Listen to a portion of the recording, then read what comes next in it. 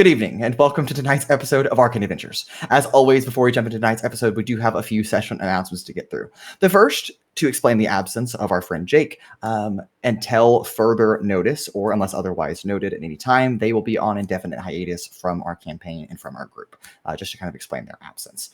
We're sorry to see them go, but we also understand that things happen.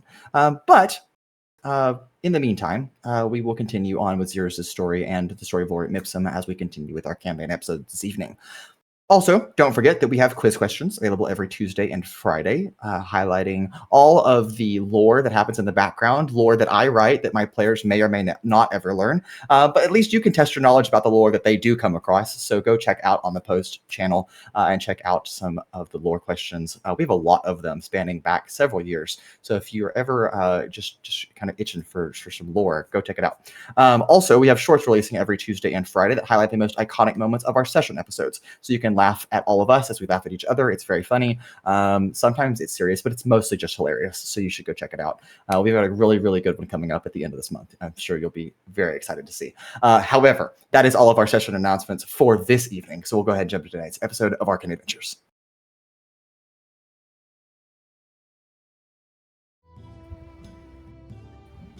And welcome back to Arcane Adventures, the campaign of Lorem Ipsum, and we return to the city of Oceavester and Hydroxyl'vexen, the twin reservoirs, the capital of the Union of Finere, looking a little different than it has the last time most of our party members were last here several months ago. Now on the brink of war with the nation of Escapia, over the city Hestara, and a number of other incidents that have been building over probably several decades, if not even longer. However, our sights return to the late nights of Oceavester, where after having a wonderful dinner with Madame Lepori at the Coastal Chateau at their estate in Provenere, Lorem Ipsum departed, thanks to Madame Lepori's teleportation sigil, and arrived here in Oceavester last night, where they split up from each other, investigated their own things, learning a plethora of rumors circulating about the city, working on some private projects, and also discovering that our good old longtime friend Gavivar Thies is dead again, and this time not by the hands of Vellmon, but someone that intentionally made it at least look like that. However, as we retired for the evening, we reconvened the following morning and met Relyn Vost at the Grand Pearl Hotel, the most famous hotel in the capital here for the more illustrious and wealthy patrons of the city, senators and official diplomats. However, Lorem Ipsum has stayed here before and seems to have made it on that roster once again. As you have all met, Relyn Vost informed her of what you've uncovered over the last several months, and promptly her response to schedule a meeting with the Chancellor, Chancellor Infidin Namigoth, as we head in towards this day here in Oceavester. But we have a lot of time to kill, so Lorem Ipsum, after being shown to your rooms by the hotel manager, the innkeeper, Opalina Caithmere, really have quite several hours, both in the morning and then subsequent afternoon, before we need to meet with Relyn Vost at 6:46 p.m. on the dot at Cascadant Spire for whatever the following meeting will entail, where we enlighten the Chancellor on our most recent revelations. However, we return to Lorem Ipsum in the morning, and that is where we'll pick up today with Chapter 9, Episode 15, Particle and Wave. You have been ushered out of the Sapphire Lounge by Opalina Caithmere, the sea elf that flirtatious, overly zealous, a little invasive, but at least very, very persuasive in her regards, and ushering you all out of this chamber into your rooms, which are located on the 3rd floor, if I did not clarify last session. And now, Lorem Ipsum, it is really just as much time as you need. You have about 10 hours or so for the morning and afternoon here in Oceavester and Hydroxyl'vexen. So, I pitch the floor to all of you, the question to all of you. What would you like to do? Are we all, kind of gathered? Yes. And I think it is about this time that Xeros will inform all of you that they will be going to find Daikia and making sure she is okay, and will depart from the group, leaving the rest of you all together. Theoretically, we could spend this 10 hours over 2.5 sessions. I mean, theoretically. But why would we need to? It's not a need. Purely just- despite Mason. Yes. I'm prepared for it, baby. Bring it on. Yeah. No, you weren't. I am. I don't believe you. Anyway. Guess you'll have to find out. Marek, you said something about... First of all, you have a sister. Second of all, something about her might being around here. Yes. Something to do with Collegium Tidal. You mean the Collegium title? That. Yeah, that sounds right. That's the university, right, Altrix? Yeah. I would assume maybe she goes there.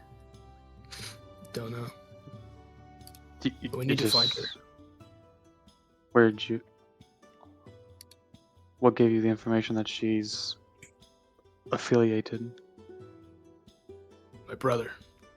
And he kind of pulls out the note and hands it to Vellmon. He gave this to me with his dying breath. Vellmon kind of just like... looks at the note. I can't even remember what it says. What does it say? It just It's, says G colon Collegium Tidal. Is that what's the actual pronunciation? Collegium Tidal is the correct Okay. pronunciation, but I'll accept Marek, either one. it It's would okay. be more It's fine. more fitting for Marek to mispronounce it every time. Yeah, it's okay.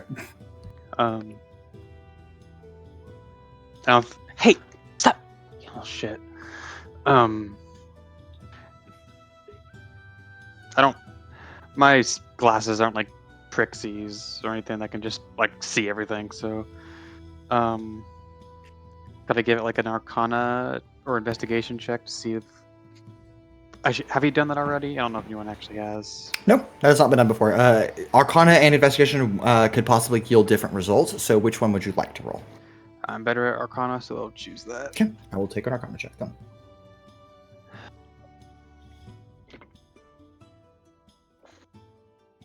The gods have blessed us this day. Nat 20. And 20. So Wonderful. today's gonna be a good day, Well, or it's not. as the gods, I don't want to waste a nat 20. However, there is nothing magical about the parchment that, or arcane in nature. Can I? However- can I bank it? However, I don't. Again, I will not waste a natural 20. So instead, I think as you are looking at this parchment, Vellmon, with the glasses you're reading through, I think the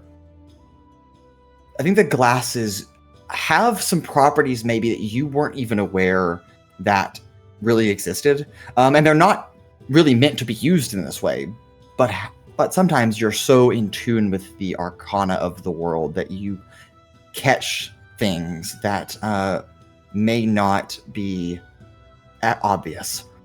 And I think as you're glancing over this paper, you realize that this paper somehow, not by magical means, but by some natural ingredient, is actually, there's something inside the paper. As in, it's almost like it's sandwiched between two slips of paper, and something the exact same size is pressed within the middle. But that too is not reading any arcana, and I think I'll leave it at that with a natural 20.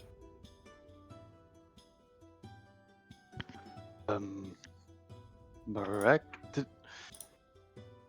this paper feel at all strange to you? He says that as he goes to just pull out. I mean, is it like glued, or is it like there's like a very faint like seam you can see? I mean, for lack of better words, it is glued. However, it is not obvious that it is glued. Someone has done exceptional work to ensure that you would have to know to look in that paper in order to find additional information. Because it doesn't feel like there's anything inside of it when you pick it up. So there was something inside of it. Can I figure out if it's like, if I can move it around to one corner, so if I try and cut it open, I won't risk damaging what's inside there? It is about the same size as the parchment. Okay. I'll just try and gently, or I guess, as little of as the corner I can, probably even just shaving off a little piece of that piece, just to make sure I can get what's inside. Okay. As you kind of peel slowly back, you pull out a business card. And on that business card... We've been trying to reach you, but our car's extended warranty. You have no idea the temptation that it was to say that. Sure.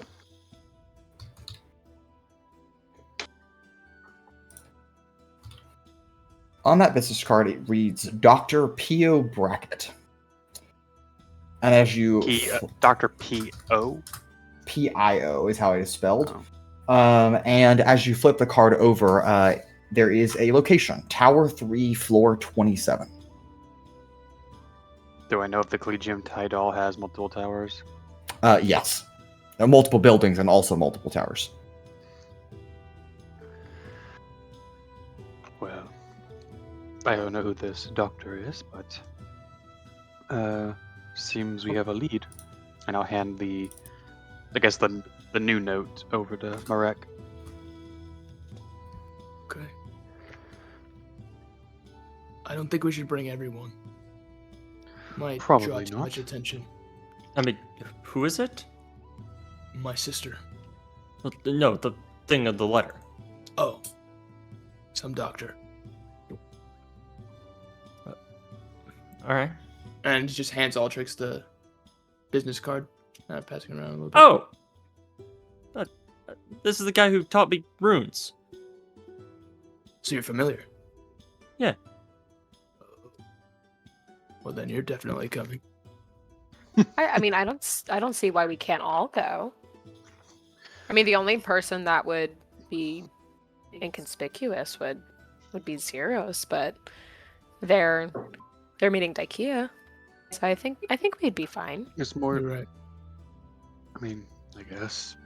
We don't have a giant deer person anymore, so we're. Well, Not they gonna can stick also out. shapeshift to a smaller humanoid form, but Still pretty tall. I mean, like, something gives me a grand feeling that because there's only us here, and Zeros will be on his own with Daikia, nothing bad will ever possibly happen. you better knock wood. Does Vellmon knock wood or no? Does Vellmon knock wood or no? Is there any wood around here, Mason? Make an investigation check. This is very important. This is very important, apparently. Yeah. Marek has become very superstitious. Please tell me that's a natural one. Oh, yeah. Fuck you. No, fuck me. Well, yeah, but yes, sure.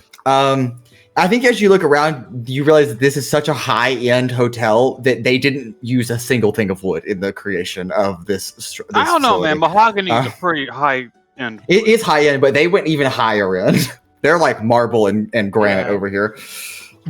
Now Got we're gonna silver roll for filigree. initiative. Yeah. Could we just say, and I'm making a tally, first time I've mentioned it this session, just because Vellmon's blind, he just goes and knocks on some random like steel bar or something. That's awesome. Okay, I don't remember Wood ever making that noise. that wasn't wood, Vellmon, but I I appreciate that. Marek that he was. It's okay. Well, shall we make haste? Let's just throw those And- no.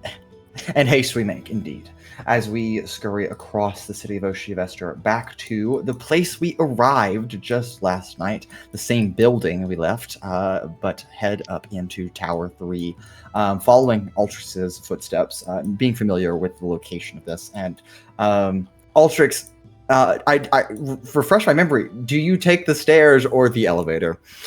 Neither. I fly. I don't think your party can accompany you, but okay. That's the thing. I'll just say meet you up there. Love that. All right, well. I'm done with both. Waiting 30 extra minutes because you don't have Aldrich's instruction. You have to climb the stairs or the elevator that Aldrich just isn't aware that exists. But No, Tower I took 3... it down once. Oh, that's right. You did take it down. Just on up. But arriving here on floor 27 of the third tower of the main building of the Collegium Tidal, we arrive at an office that is, in fact, with an inscription or an engraving plaque on the outside that reads Dr. Pio Brackett. And then further clarifies his position here at the university. It says Professor of Runic Magic at the Collegium Tidal.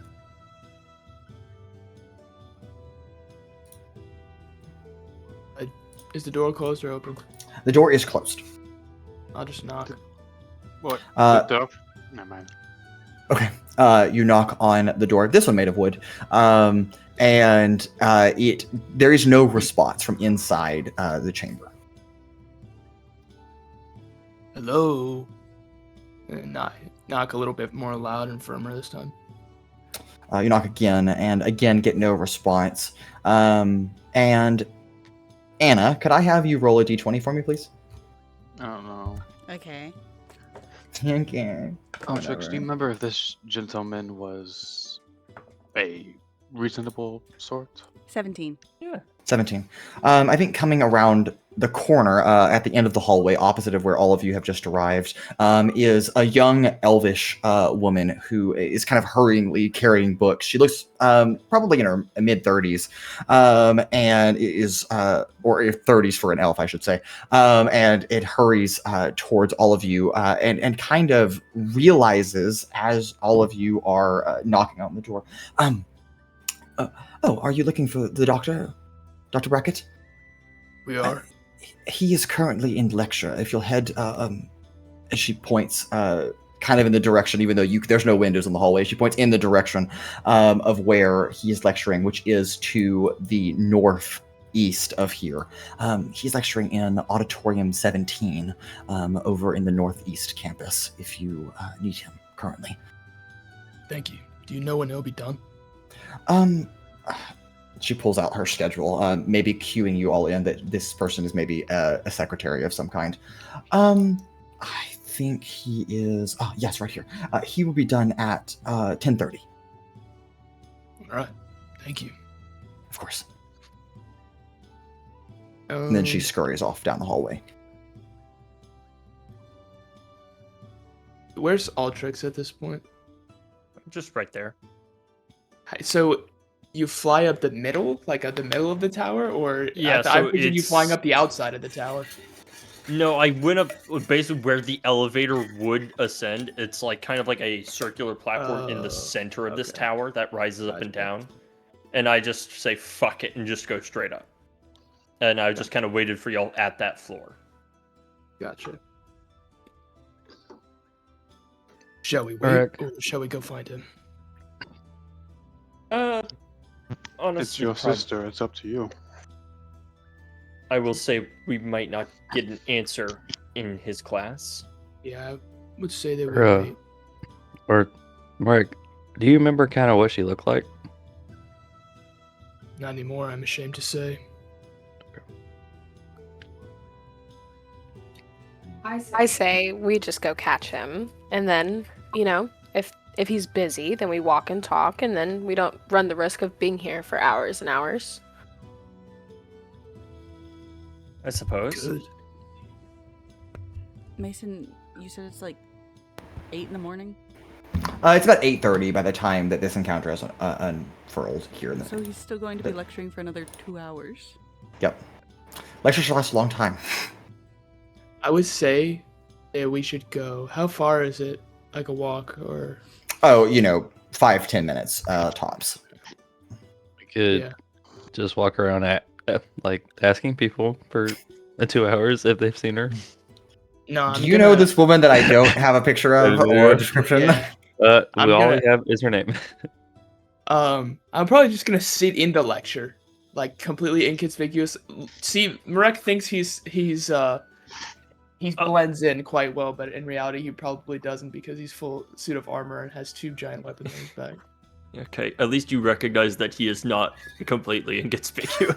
Oh, absolutely. I mean, in this day, in the college, yeah, he probably stands out. But in this day and age, a lot of people walk around. Here's the armored. walking but, like, down the in the lecture street hall- isn't the craziest thing. Full plate armor is like pretty bougie though. Sitting in the lecture, full like I plate said- armor and 2 weapons that probably have blood on them. He hasn't cleaned them off? No, You but know like, that could damage yes. them, right? Huh? Well, does the Marek know that? Marek would know that. Yeah, he would know that. But maybe just a little bit of blood, because he's not super like he doesn't have a lot of attention to detail. So like the blade itself, like the sharp end would be polished to the 9s, but the side may not be, so it may be a little rusted at this point. Regardless, is everybody gonna come with? Or I no? suppose. Why Sounds not? good. It's definitely not gonna be weird that like 7 people are just gonna walk in there. And... Just walk into 7 armed individuals. Yes, exactly. Sir, I swear we just want to talk. Mhm. What do you know of this woman? Where is she? Okay. So is it the consensus of the group that we head to Auditorium 17 of the Northeast Campus? Yeah, I guess. Okay. All right. Approaching kind of on the grounds, I do not believe any of you have been to this particular part of this very expansive campus here at the Collegium Tidal. There is a separate building where all of these auditoriums are located at, these lecture halls. There's 2 like circular buildings that are conjoined, so the lecture halls kind of face the outside, and then there's interlinking like entry points on the building, kind of having it all consolidated. The main part of the building has 2 floors, while the second like adjunct building is just a single floor of extra auditoriums. As you walk all in here, there's a directory conveniently that points you to auditoriums 1 through 20 down this hallway, and I think all of you follow. And as you're like noticing, I think it's like 1 to 14, 15, and then at 15 there seems to be like someone seemed. Well, let's just roll an investigation or history check, just for the hell of it. I guess I'll do history. So this is either going to be something did super investigation. important that we need to remember, or something Yeah. completely stupid and Yeah. dumb that Mason Yeah. came up with. 16 for me. I got 17 for investigation. I'll take a DC 10. So if anybody gets higher than a 10, Okay. the average, investigation or history if you really wanted to.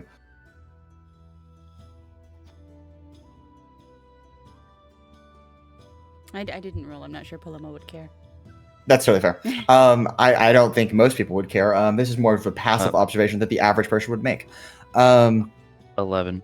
11. There you go. Okay. Well, those of you that rolled a 10 or higher, I think all of you are aware that someone, when they were maybe designing this building, they didn't calculate how big the auditoriums 1 through 15 were, and they were like, we really need to squeeze in like the next, couple of auditoriums. So the auditoriums 16 through 20 are like closets. They're itty bitty tiny auditoriums. So they go from these massive lecture halls, these tiny little compacted offices. And I think as you arrive at auditorium 17, you see that there are like maybe 10 people sitting in this room in front of like a chalkboard. And this black scaled dragonborn man with glasses, like thick rotund glasses, is like frantically scribbling on a chalkboard in an arcane language that Altrix is somewhat familiar with, and no one else has any idea what they're reading. Wouldn't Paloma have some sense? Because No. she had the anti-scrying runes. That's one rune. Furthermore, she did the anti-scrying runes through what's its Murex. face? Murex, right? Murex, yeah. Wouldn't those runes be of the ancient tradition and not academic? Yeah, that's correct. So would Murex be able to read it? That remains to be seen, I suppose, by Paloma's hand. I think, Altrix, though, you're the only person that probably distinguishes the fact that there are two different classes of runic sets. Now Everyone they're else is all like, oh, that's just a rune.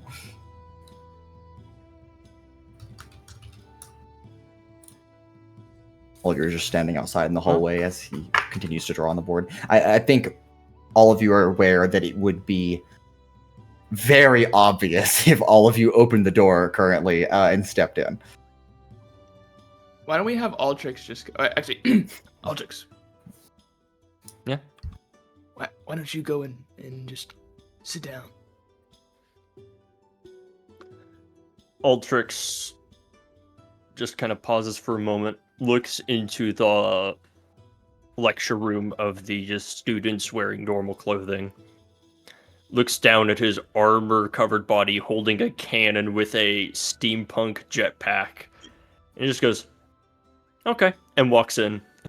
And honestly, is there a spot like in the front row?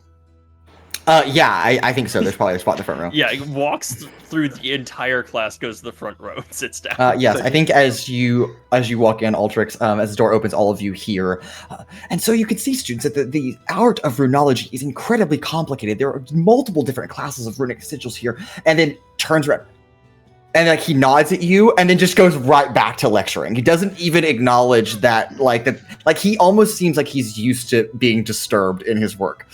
He's in his vibe zone right now. So Altrix is that student. Yeah. I mean, he met me once. Yeah, met you one time. What are college kids like? How can we get them out of there? I don't want to wait 2 hours, genuinely. And I certainly don't want to hear about whatever the hell he's talking about up there. There's not like a fire alarm or anything that we can pull it. No, Pura, there is not anything like a fire alarm. We could start a fire. Have any of you like gone to university? You're talking about character? No. Or characters or people? No, I grew up Obviously, in the all of us woods. in person have gone to fucking university. Yeah, every one of us has gone to university in person, Dan. We went to the same university. Okay. I have no idea what you're talking about. Crazy. Love that for you. Okay. Dan, we had classes together. We literally didn't though. We literally did. Well, moving on from No, this. Anywho, Genevieve is going to assume that no one's went to university. So can I see into the classroom? Yeah, there's Like just from a the small door? little window, yes. Okay. Do I notice any, like, when I think of classrooms, I think of people maybe like passing each other little notes, anything like that?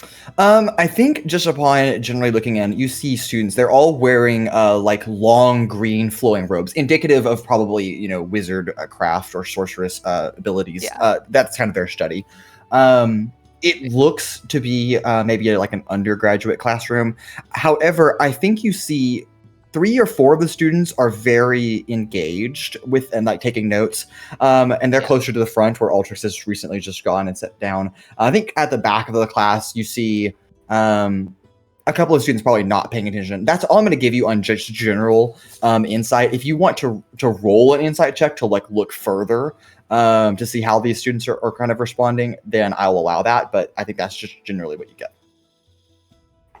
I'm gonna roll. Okay. And I'm gonna tell you exactly kind of what she's looking for. Okay.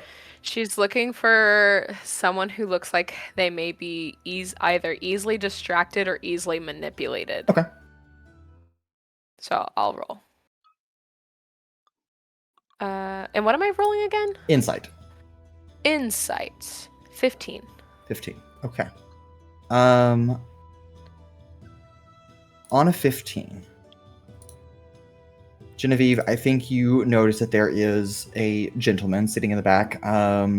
He his eyes are like visibly rolling as he like maybe is questioning a lot of life decisions and how he got to this point. And I think on a 15, I think you can tell that he would be a person that would both be easily distractible and probably easily manipulated, and given the circumstances of his what you might call despair of being present in such a place.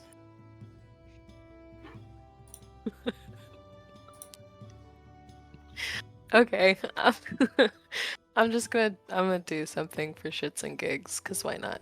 Okay. I'm going to use my cantrip message, and I'm going to he's my target. Okay.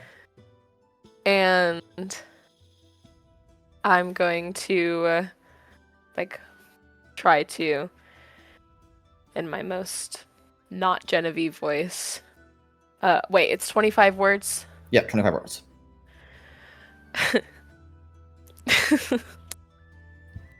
This is your god. I have provided you knowledge.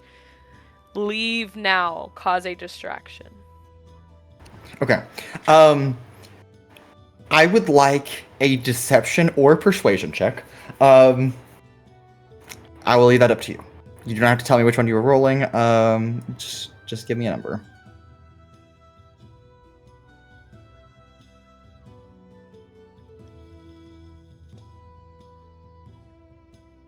$14. 14. All right. This individual is a level 1 wizard. I'm going to roll on the die. They have a -2 to their charisma stat. So that is a 3, making it an unnatural 1. So I think you watch him go, like look around, like locks in for a second, and then just grabs all of his things. And Dr. P.O. Brackett, Altrix, he does not seem to care at all that like a student is getting up. And you, Altrix, you can maybe catch, like as you turn around, just seeing what's going on, a little bit of commotion. See that this robed gentleman just gets up and walks out of the room into the hallway. And then as the door opens, Genevieve, along with the rest of your companions, minus Altrix, of course, see this gentleman just kind of walk out, and you hear the tail end of the conversation of Dr. Brackett's lecture continuing. And so if you tag a little circle here, then that will be totally fine. However, that does change the entire inscription. The door closes behind again. That's great. I'm gonna do it again.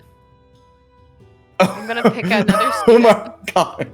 Okay. You said there's about like 10 students. Yeah, there's right? probably 9 more students and then Altrix, of course, in there, but Altrix is very Awesome. noticeable. This is just a cantrip, so Okay. I'm gonna just keep this going. Okay, noted. I'm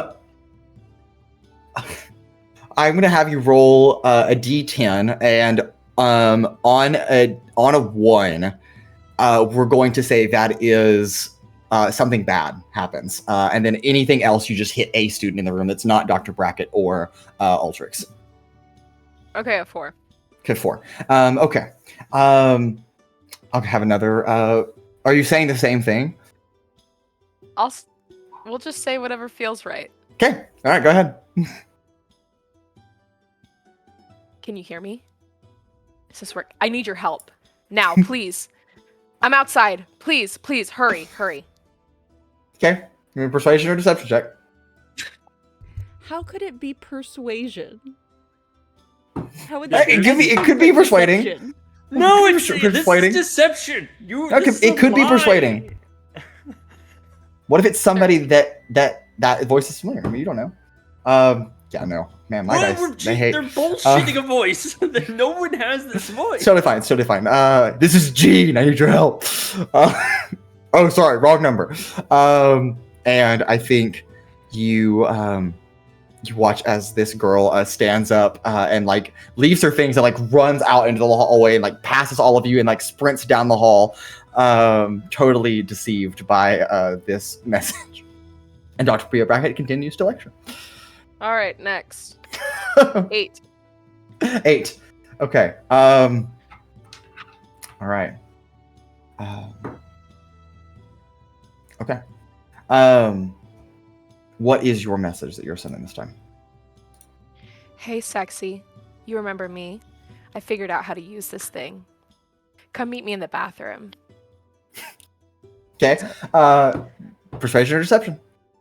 All right, let me roll.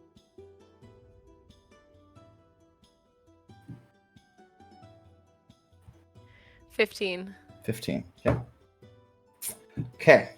And that is a 19 on the die.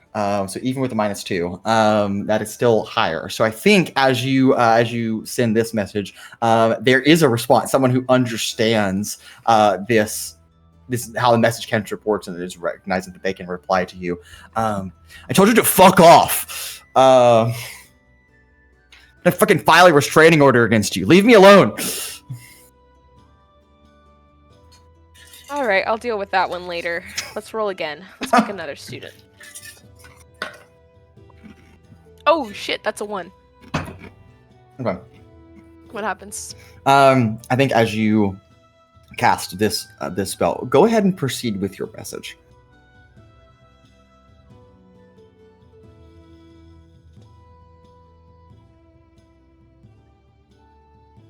Hold on, I gotta think. I'm running out of content. You can reuse these. Okay. No, she doesn't want okay. to. We're not doing that. We're not doing Contact them about their car's extended warranty. Hi, honey. Your airship. I know I haven't called in a while. But I love you, and I just really want to give you a hug, and if you don't come outside, I'm killing myself. Okay. Jesus! That's terrible. Go ahead and give me a persuasion or deception check.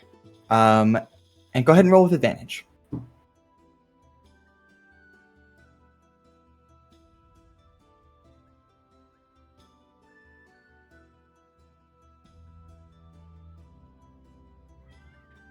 $27.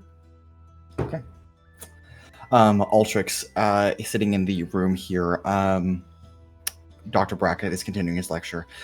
Okay, so if we were to hypothetically, in a realm of possibility with pre-penultimate existing of these ruins, when no one really cared about the craft, but of course now we do because things have totally changed. Mom? Oh. And he drops the piece of chalk. It shatters on the ground, and he takes off running out into the hallway. As on a 1, you have accidentally perfectly replicated the voice of Dr. Brackett's mother, and have disrupted the lecture. And all of the students, some of them seem to like, oh, like we have to wait for him to come back, wondering if his well-being is intact, while others are like rejoicing. They're like, oh, we can leave. And you see a couple of students already packing up their things and beginning to depart from this space. And Altrix, of course, you can infer maybe what is transpiring or not, but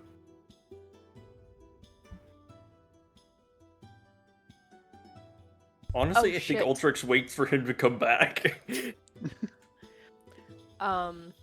That was not supposed to be at him. I must have looked at the wrong person. What were you doing? What did you say? I impersonated someone's mother and threatened if you didn't come outside that I would kill myself.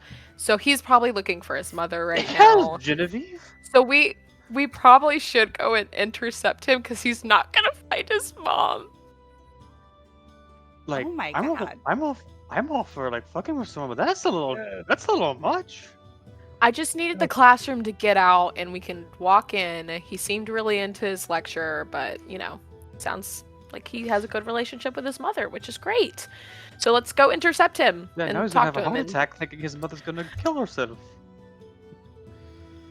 I think Let's just he'll go be on. fine. Once we explain to him that his mother's fine, he'll be fine. I think immediately following this conversation as it transpires, the classroom door opens again as a few of the students are leaving, some of them looking rather relieved to be out of class now, taking it as an excuse when they can get a win. However, I think all of you notice that there is one particular student who steps out and looks down the hallway at Dr. Brackett running, like sees the tail end of his coat. Dr. Brackett! And Marek, I'd like you to make a history check.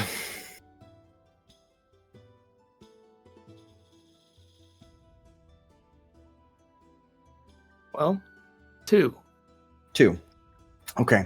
I think there is a moment where you and this woman lock eyes.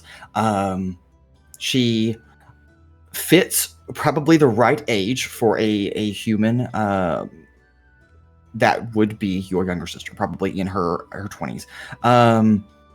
And I think you look at her with a determination that this is definitely Genoma.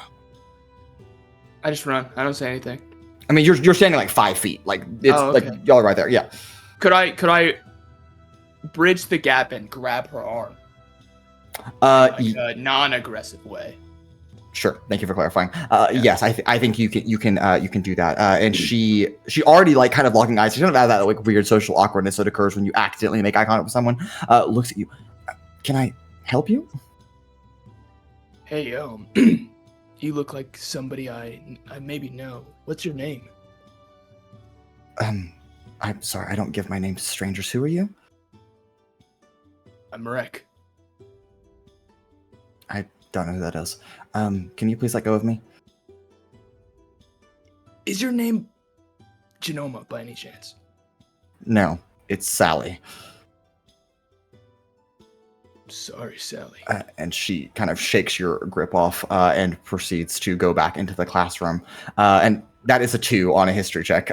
Incorrectly. I thought you were throwing me a bone. No, that is incorrectly learning the wrong person. However, as she steps back into that room, there is another woman. Her hair is draped down to one side. She has a little bit of a shaved head on her left forehead. And she is holding a spell book and reading through her notes. One of those students that was diligently taking notes. And looks up at you, kind of just, again, there's a lot happening. This door keeps opening and closing a lot. And as she looks at you, there is a moment where she like almost double takes, like looks back and then looks at you again. And then she closes her book and steps and arises from her seat and steps towards the door. And as she looks deeply into your eyes, Marek, I think there is a moment.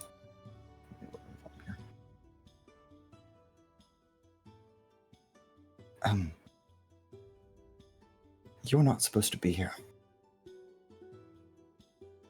Who are you?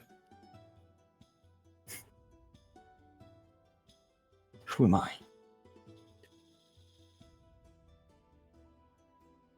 Okay, we can play that game.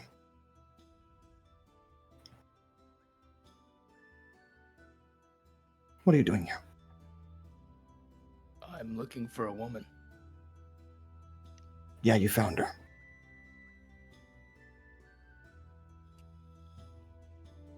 Genoma? Yeah. What do you want? I'm so sorry I didn't recognize you. It's been so long.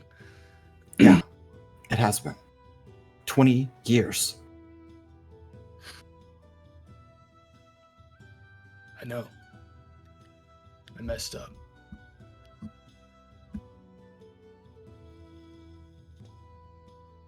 Okay.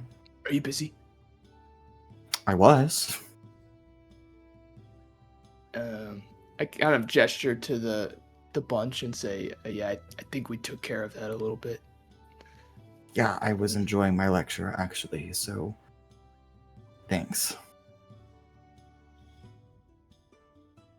I think you'd be intrigued to hear about our brother. Okay.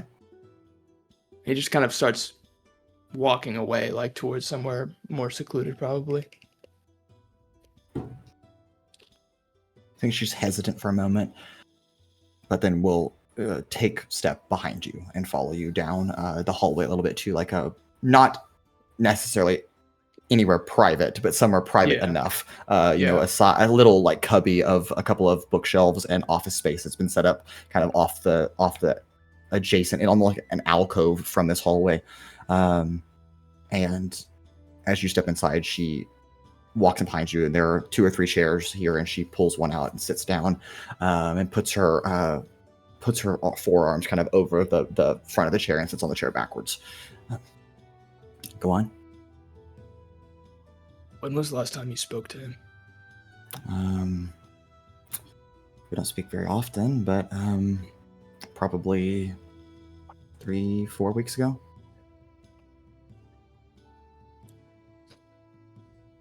You're in danger, What do you mean? and it's not your fault. What do you mean I'm in danger? Zareth and I got into some unfavorable dealings with powerful people. You talk like you know him. You haven't been around for almost 20 years. He's gone. Gone? What do you mean by that? I saw our brother killed in front of me. No. You're wrong. He's a banker. That's not possible. Genoma. He kind of grips the table like he's gonna slam it, but he realizes where he is. I can't make things right. I did a lot of wrong. And I did wrong by you, and I did wrong by him. I failed. But I want to make this right now. Or at least take a step in that direction. And he takes out the note and kind of puts it on the table and pushes it her way. No, you have to be mistaken. How would he have gotten himself killed? I mean, he works the most secure job in Elatar Bay. We were both in a very bad organization behind the scenes.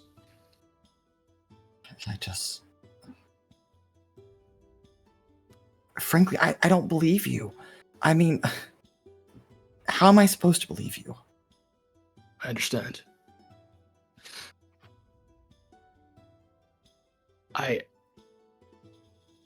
You don't owe me that.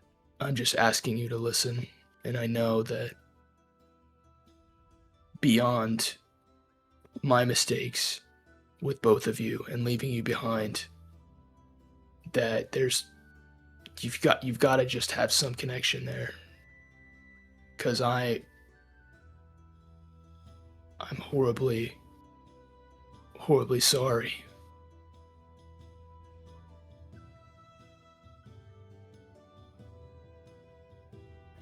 You're sure?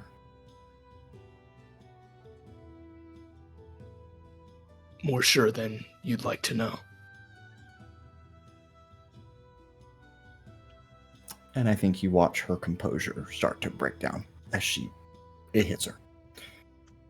She turns away from you at first, kind of clutching her face. Skin kind of goes a little bit more pale and starts muttering out to herself, but something that's audible for you to hear. He was gonna come see me. Yep. No. He was gonna come see me in a few weeks when the term ended. I just... My God. I abandoned you, and you don't owe me anything except the resentment and hatred that you probably have. But how did he die? I think it would be better to spare the details. Don't do that to me. What happened? We were tracking down one of the men behind the scenes that we worked for. He was at the top of a crime organization, and he was essentially that man's left hand. And he was with him. We found him. And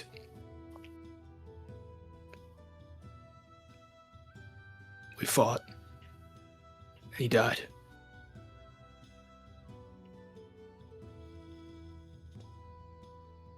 You fought with the crime boss, or you fought?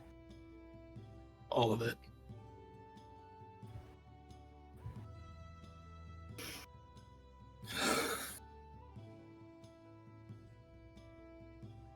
how did he get involved in something like that? I mean, he's been working at that bank for 7 years now. I mean,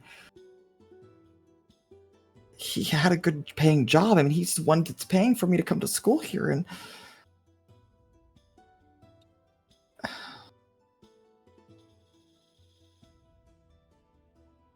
I think as she kind of babbles on, her sentences become more and more incoherent as she collapses into an emotional period of distress. You watch tears start to flow, not at a rate that someone is bawling, but Marek, more than most people, you understand what a person that has gone through trauma, how that looks. And this is the worst face she could offer you. And she just cries. I know that I can't make it up. And I will live the rest of my life, however short or long, to try to be there for you, whether you want it or not. However that looks like. I know where we came from. You know where we came from. And I think that's why Zareth went back. Some habits, some ways, they just die hard. Maybe it was too perfect, considering where we came from. Maybe. He just really, he just made it sound like it was perfect. Yeah, perfect. I thought things were finally looking up for us. I mean, he made it sound like he got the best job in the world, and he was going to pay him well, and he had to stay on business trips, but he could afford to send me to school. And I mean, we don't see each other very often, but I mean, he comes once or twice a year and for a week or so, and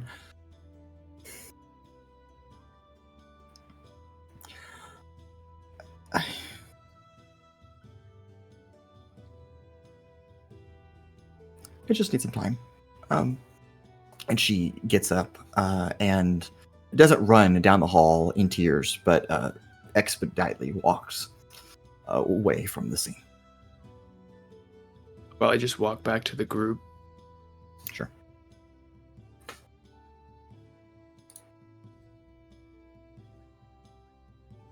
Did we find the professor?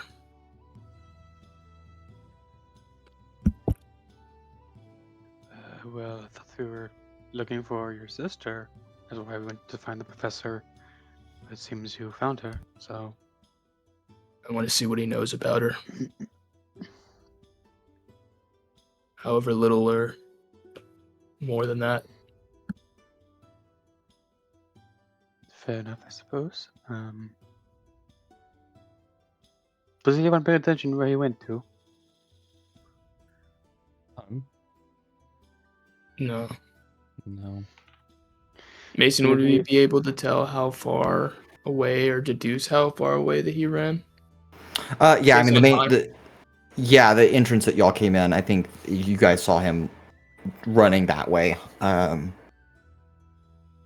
I mean, he's probably outside the building somewhere, but... If you didn't happen to give him a location of where his supposed mother was going to kill herself, was she?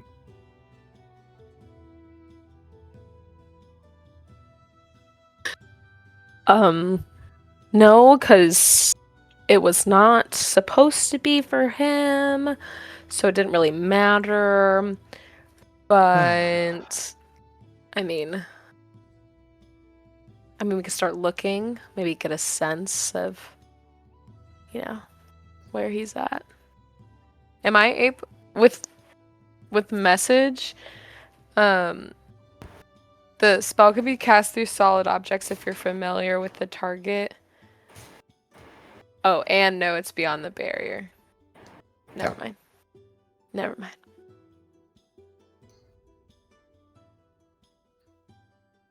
Probably should start looking. He probably is, hyperventilating at the moment, as one would do if they heard news such as that. Yes, most people would. We need to talk about your pranks. That's all far. What? I didn't hear you. We need to talk about you when it comes to pranks, because that was a little much, even for me.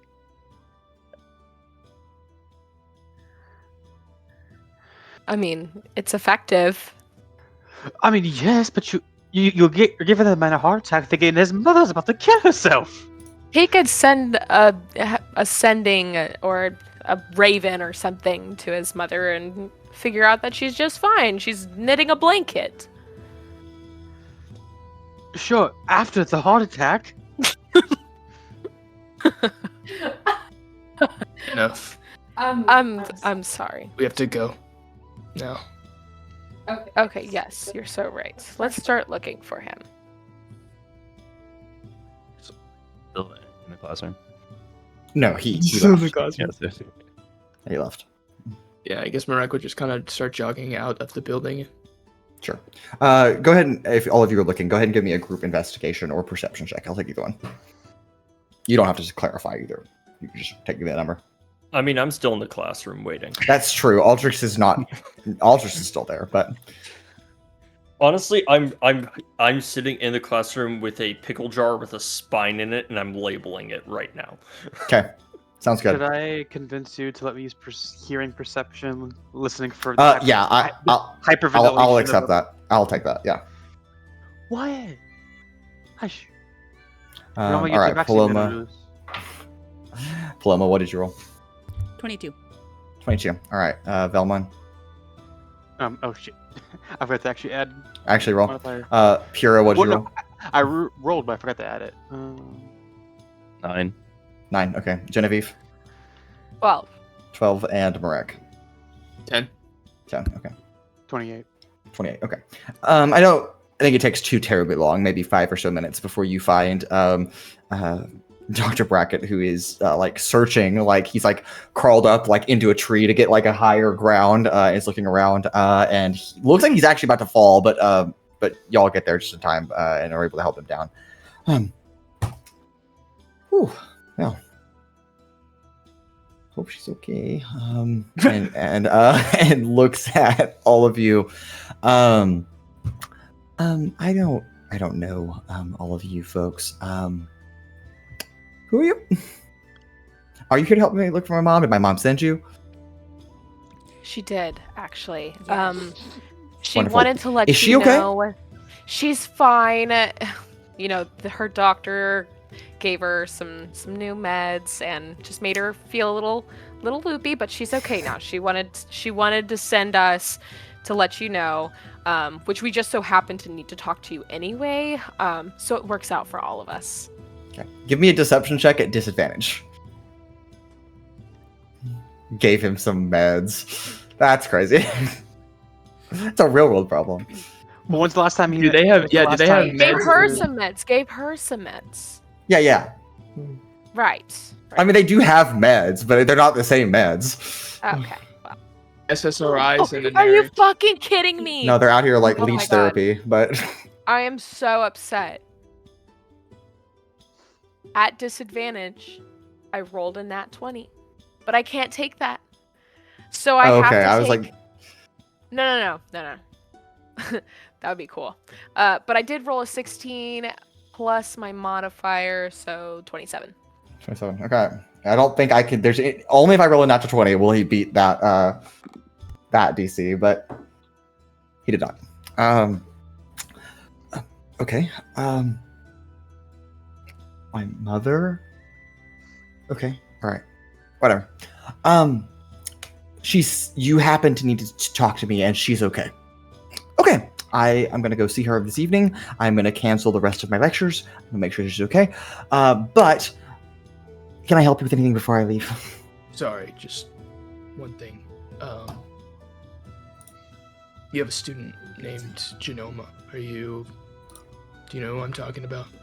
Of course, she's my stellar pupil.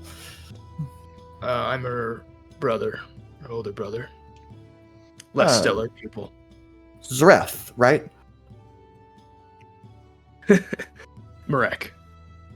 Oh, she has two brothers. Okay, I've just seen the bursar approve financial paperwork. It said, financial ties to her brother. Okay. Okay, great. What do you need me for? Our brother recently passed away. And I wanted to know. Thank you. Maybe a little personal. How much tuition is? Frankly, I'm not really the person that oversees that. I'm sorry. I could direct you to the bursar's office. You don't mind. It's back in the main building, where my office is. Do you know where my office is? Maybe. I do. Okay. Those are the people that will handle you. The registrar in the bursar's office. They're on the first floor of Tower 1. That'll be the people that you would want to talk to about that. I'm sorry to hear about your brother. Fine, thank you. Do you know if she stays on campus, for lack of a better term? No, I believe she lives off campus and then walks here every day. I'm gonna make a history check, see if he recalls where she resides. I'll say on a 15, that's a direction. 20 is better. Okay, that is a 16 plus 3 is a 19. So he points to on all of your maps, just so I'm referencing all the place. Number 13 is the location at the Lakeborn Luxoriums. I believe it's a rather nice campus, just a little bit north of here, and they have a lot of upper end housing, I believe. Lakeborn what? Lakeborn Luxoriums. And I believe she's up there, but I also could be confusing her with my students. I don't really keep tabs on where they all live. That's not really my job. But of course, the next time you see her, tell her that I'm so sorry for her loss, and I will totally understand if she needs to push back her exam coming up. But she always does exceptional on her scores. So, thank you. Of course, and he will depart. Does he go back upstairs, or is Altrix left sitting there by himself? He leaves. He just leaves the campus. So Altrix, he never comes back. Okay. Altrix is just like, well. Altrix, I do think you hear the door open behind you and turn around to see a janitorial individual walking in with a mop. Oh, sorry, I didn't know that this room was occupied. I'll come back at a later time.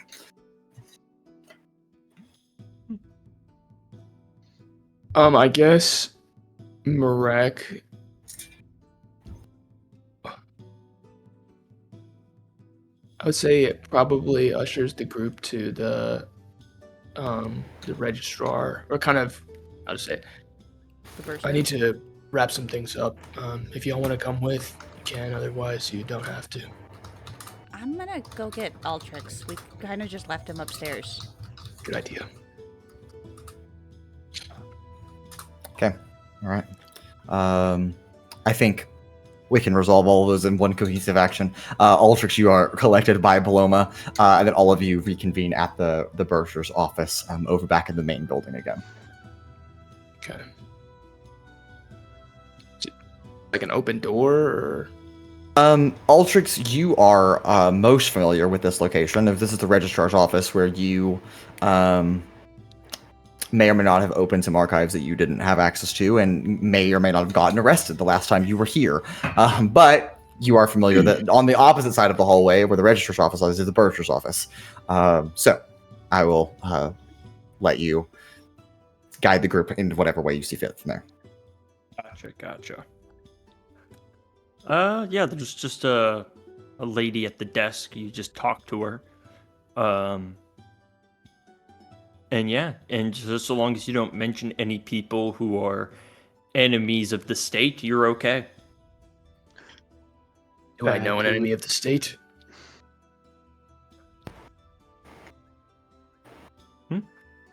Do I know an enemy of the state? Are you asking me, or? No, I'm asking Altrix. Okay. Well, I guess, yeah. Who do I know that's an enemy of the state? I don't know. I guess Asazal. Oh, well. Yeah, I'm going to walk up and ask about Asazal. Okay. Thanks. Well, Altrix. it's more so you just don't mention them. You get in trouble just by saying their name. Yeah. Is he Voldemort? Well, I don't know about him in particular, but somebody else is. Okay. I think it'd be best if I handle this stuff on my own. Guys, I appreciate y'all's help. Genevieve, thanks for sowing disorder, I guess. Right. You don't. I mean, Marek, honestly, I can kind of see where you're going with this and that. You're probably. And tell me if I'm wrong, but are you going to try to cover her tuition for the rest of her schooling? Just want to see how much it is. If Do you have money that I don't know about? It's a little personal. Well, yes, but, you've got... Sure that we can maybe be resourceful in figuring out how we can either lower costs or... I don't know. If anyone should Might be paying worthwhile having us stick around. If anyone should be paying her tuition, it should be me.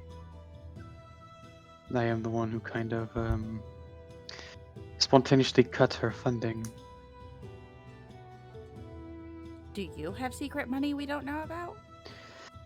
Paloma says having secret money that we don't know about. Tell me now so I can find it. Tell me now so I can find it and I take was gonna it. say, like, Paloma's only asking because In the she floors. wants to know where it is. In the floors, and the walls, and the ceilings. I mean, not particularly, but I feel like it'd be I've got 1,000-ish gold on me, but You're right. Even if You're I- right, Genevieve. Everybody should go that wants to.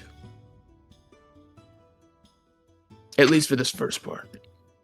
I need to talk to Genoma on my own later. Well, of course. I guess we'll go over to the purchaser. Okay, you are greeted by an orcish gentleman. Oh, hello. Can I? Sorry, I don't get a lot of people in here. They don't really care to come by the financial department. I am the bursar here at the Collegian Vidal. What can I do for you? Hey, my sister goes here. Her brother used to pay for her tuition, but he passed away. I just want to know how much it is. Okay, what is your sister's name? Genoma. Genoma. You have a last name? We don't have the same last name. I don't know hers. Okay, give me a minute. And he goes and starts pulling on filing cabinets. Paloma, you see the filing cabinets. You're like, maybe I should get one of those for real, actually. Maybe I could steal one, actually. And you see him continue to pull. And I think it takes him 5-6 minutes to find a file. Luckily, Genoma is not a common name, and so there's only maybe 1 or 2 people here at the university with that name. And he comes back with an answer for you. Assuming that she is in the wizarding division of the Collegian Vidal and is in her baccalaureate, I would confidently say that it is 650 gold pieces per semester. And what's her classification? She is an entry level student. You're asking about her year. Again, assuming the record is correct, she would be a 3rd-year student. Out of how many? Sorry, I'm probably... 4 in her program. Further questions about the classes specifically would be actually the registrar's office, but it's right across the hall if you have any questions.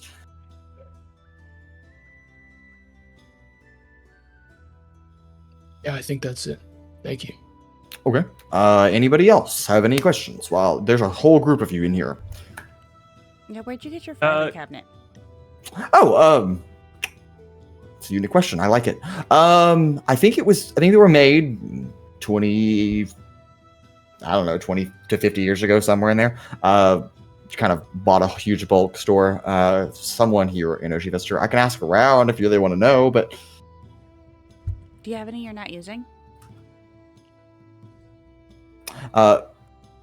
give me a persuasion check. But I'm not gonna make you roll at disadvantage. I think I'll do like a -3 to your Please roll. don't minus anything, Mason. I'll do -3 to your roll. -1. No. Can I give her Okay, guidance? well, -4? You can give her guidance, sure. Yeah, now it's -4, but plus guidance.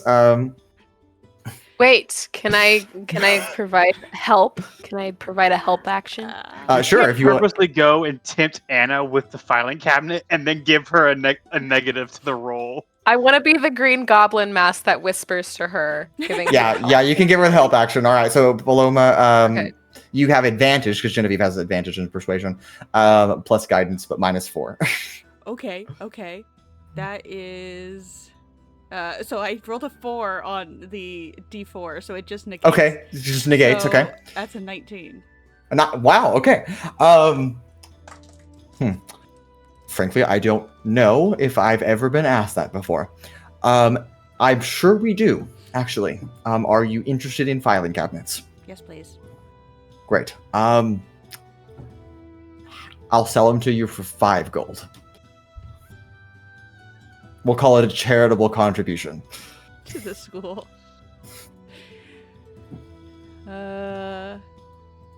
Why is a filing cabinet 5 gold, Mason?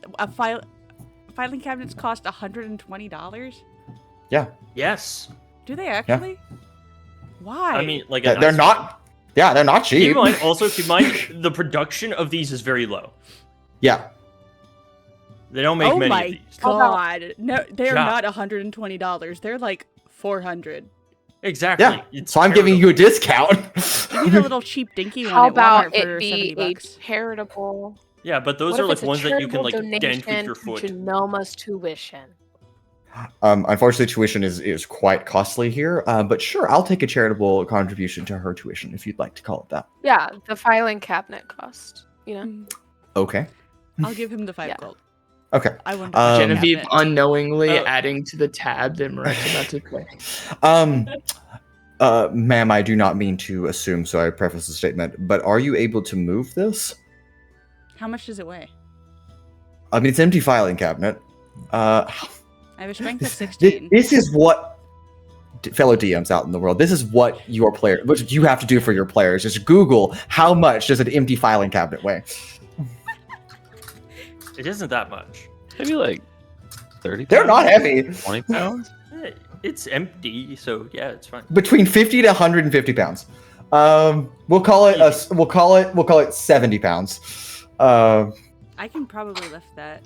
You probably can. I'm fairly certain you can live Vellmon, so yeah, absolutely. He walks back there, finds the filing cabinet, it's empty, moves like one file out, just grab and like carries it in here and sets it on the ground. Well, you are now the proud owner of a unused filing cabinet. Paloma will take the bag of holding, put it on the ground with the mouth open, and then Mary Poppins the filing cabinet into the bag of holding. Just boop, boop, boop. Yep, and it's gone. Hell Well, yeah. I stand I put a corrected. filing I cabinet in suppose. my inventory. Yeah. Go right ahead. We're probably gonna have to custom item that. I don't think that D&D Beyond supports filing cabinets as items, but Why not? I don't make the rules. I mean, you're God. Yes, you do. Amazing. I don't build the website rules, but standard filing cabinet. Common Uncommon. common item, non-magical, does not require attunement. Description: stores files. It does require concentration to use, though. That's true. It does require concentration to use. It can only hold parchment. Yeah. Also, you do have to roll a d20 every time you roll, and if you do roll a natural 1, you do get a paper cut. Oh, Goddamn. I was thinking on a nat 1, it's you misplaced the paper last time and cannot find it. Well, that's Paloma every time because she's doing it based on emotion. No, Paloma's exactly where they are. Yeah. It's an emotional mess, I should say. Well, with that sorted, I think, Lorem Ipsum, what is your plan now?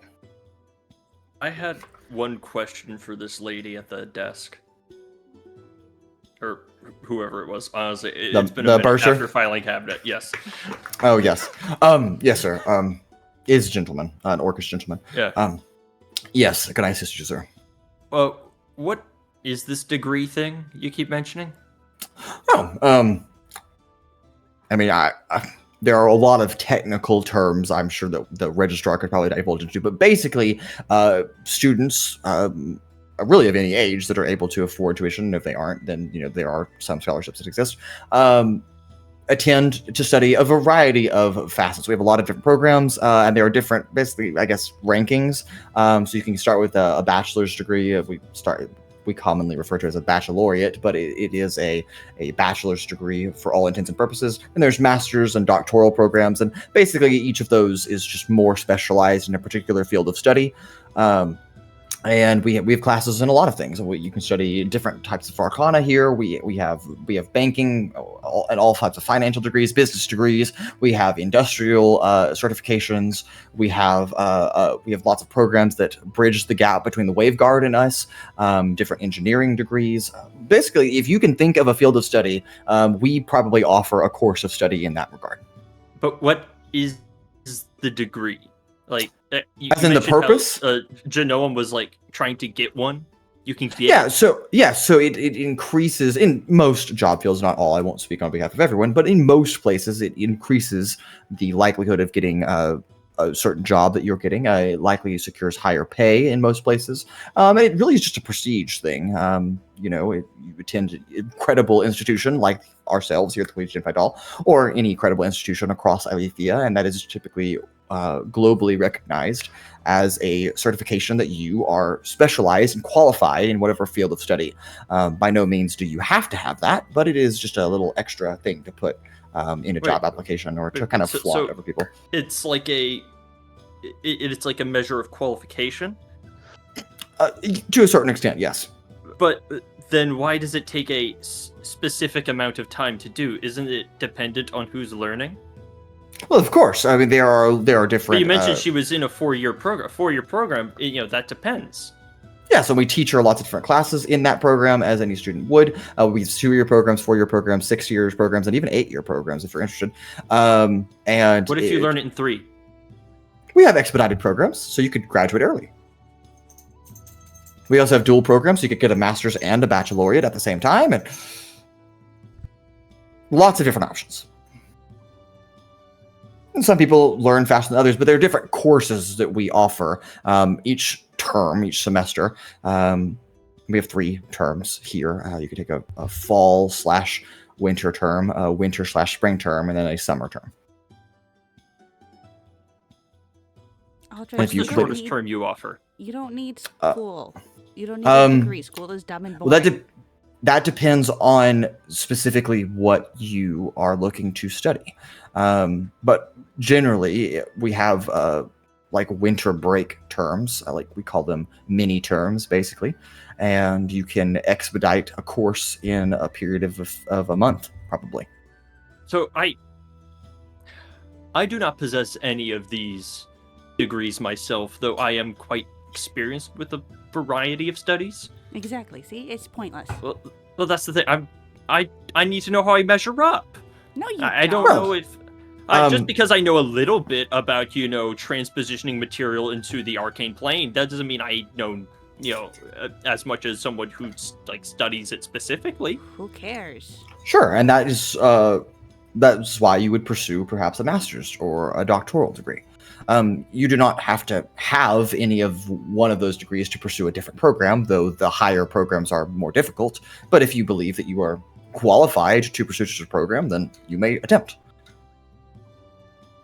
I don't think you need to know where you rank against all these guys. You're the biggest nerd I've ever met, and there you go. You're number 1.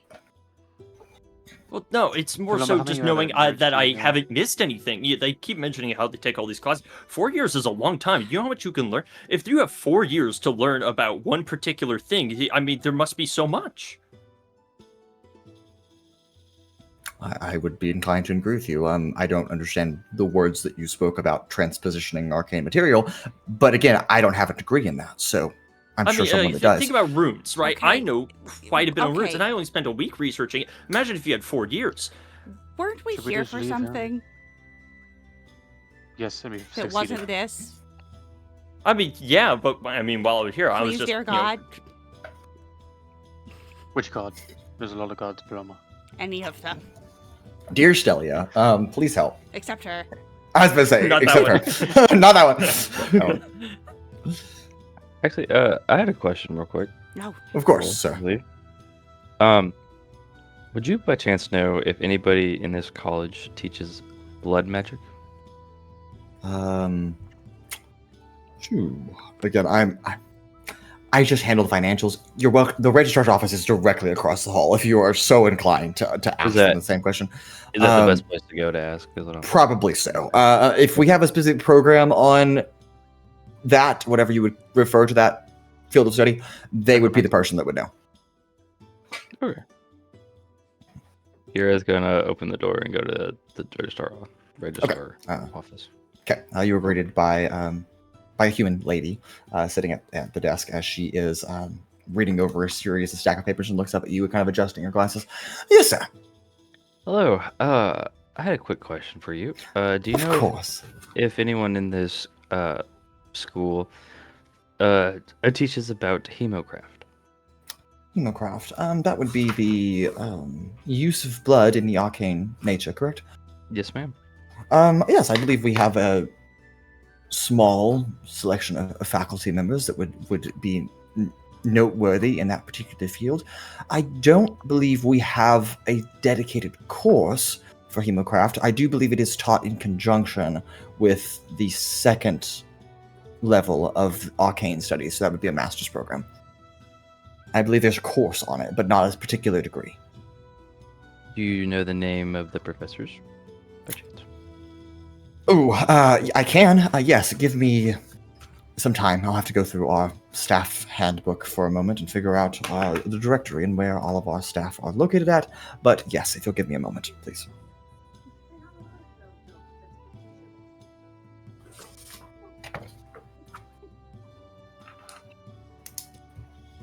Anybody feeling lucky? Why? Me. All right, Will, go ahead and give me a D100 roll. Okay, God. Shell, do you have your percentile dice? Whenever a DM asks you if you're feeling lucky, you need to know why he's asking you that. For real. Oh, baby. Actually, that's kind of fucked. I got a 0. Is it all zeros? I got 0, 0, 0, 0. 100. We've done it. We've done it. It's happened. That is insane. So everything implodes, right? Yeah, the world ends. We're done. We're retiring. Sorry, guys. Crazy. That's less than a -0. I mean, a nat. Okay.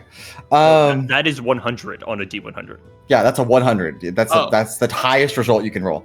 Oh, shit. Well, I was yes. lucky. 5 times less likely than a natural 20. Very nice. Okay. Well. Pura. Here all night, folks. Yeah. Pura. She comes back. Yes. Professor Nile is his name. He teaches on the particular subject. It teaches the course of hemomancy. He, however, has been out recently on extended leave currently. What was his name again? Sorry, I didn't catch that. Professor Gladius Nile. Do you know when he would be back or where he's at? No, I mean, we haven't had anyone enrolled in that course for this semester, so I do not even believe it's offered during the summer term. I believe it's only a late end of year or early year term. Okay. Frankly, it is strange that he has not shown up to work. But they take summer vacation sometimes, so... Would you by chance have an address? I'm not really supposed to hand that information out willingly, to be honest. I was just gonna drop by and just ask him a couple questions. That's all it was. If you wouldn't mind, I don't mean to ask anything of you, sir, but if you please do not inform anyone that I gave you this information, although I am concerned for his well-being. So if you would do a wellness visit, perhaps, I would appreciate that. Yeah, I would be happy to. Okay. And she scribbles out an address on a piece of parchment. And you can make a history check. Okay.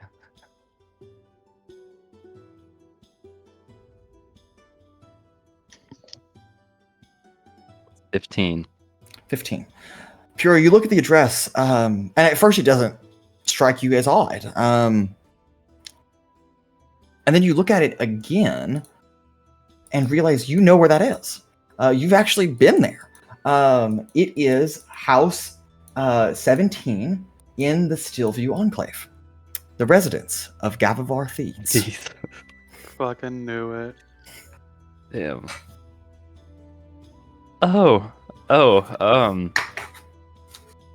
Thank you so much for this. I will definitely go right now and check and see if he's okay. Of course.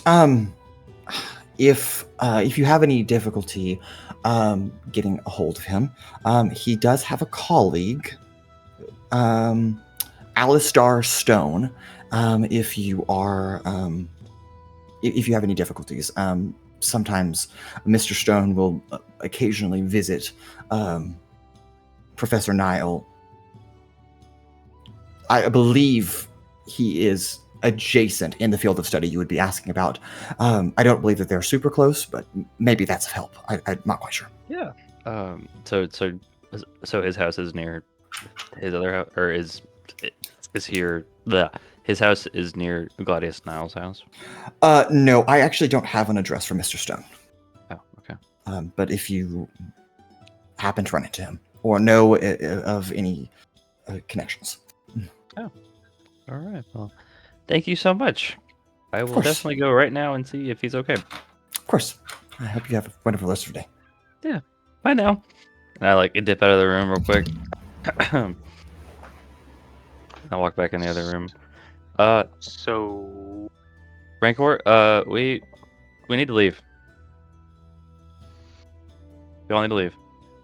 yeah, see, I heard that conversation, and yeah. Yeah. Yeah, let's go.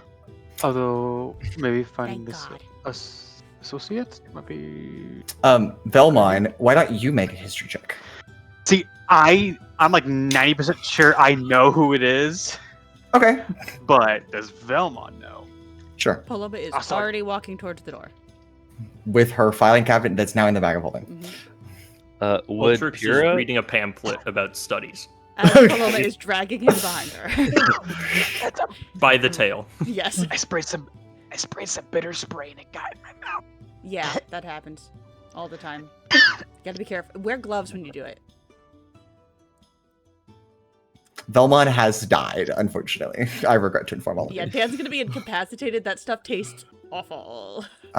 Guess we won't know what he rolled, but we'll turn to all of you departing from the Legion battle. Dan Would rolled Pura- a nat 1 in real life. Pura would not know. Okay. Yikes. Fair question. That is rough. Okay. Yep. Poor Dan. First the chair, now the spray. It wasn't that bad in it. How much I can talk this for now, the rest of the session. Hey guys, Mod 20? Okay. Dan, why don't you message me who you think it is? I'm just curious mostly to know if you're right or not. Well, is a nat 20 high enough? Or Or guess we'll sorry, find out. not 20. I guess we'll find out.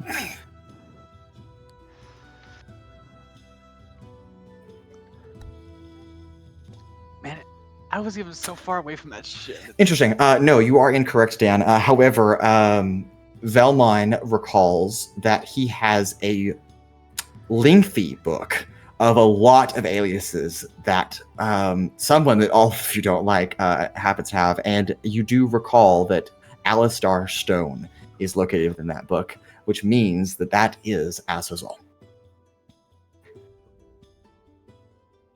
See, originally I thought it was Wolfan, the deep gnome who we haven't met yet, but a striking. Sorry, I ingested something in the air. Sir, please don't eat those plants. They're incredibly poisonous. I wasn't eating any plants. They also back. they do put off fumes at this time of year. They flower orange buds, not very healthy for you. However, And do you just have them in the reception area? well, they're only toxic if you're within a couple of feet of the area that they disperse Well, maybe into. you should have a sign saying it's toxic. There is a sign. It's right there, sir. Oh. But through the graces of the great creator, Aspinus, that's one of his aliases. And we will move to all of you outside of the Collegium Tidal, standing out in front of the campus here. And I think that is a good time, as ever, maybe, as Dan is choking, to take a break. And we will come back after this brief intermission. So don't go anywhere. We'll see you soon.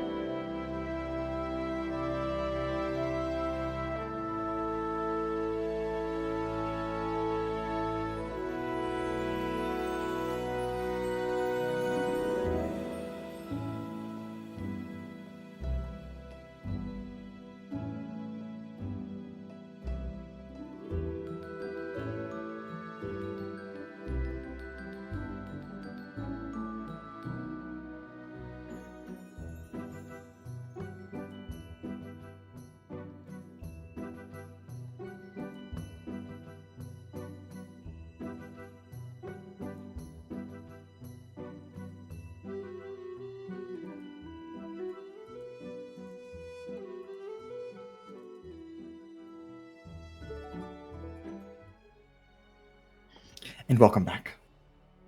We return to the city of Oceavester, outside of the Collegium Tidal, where whatever has unfolded has unfolded.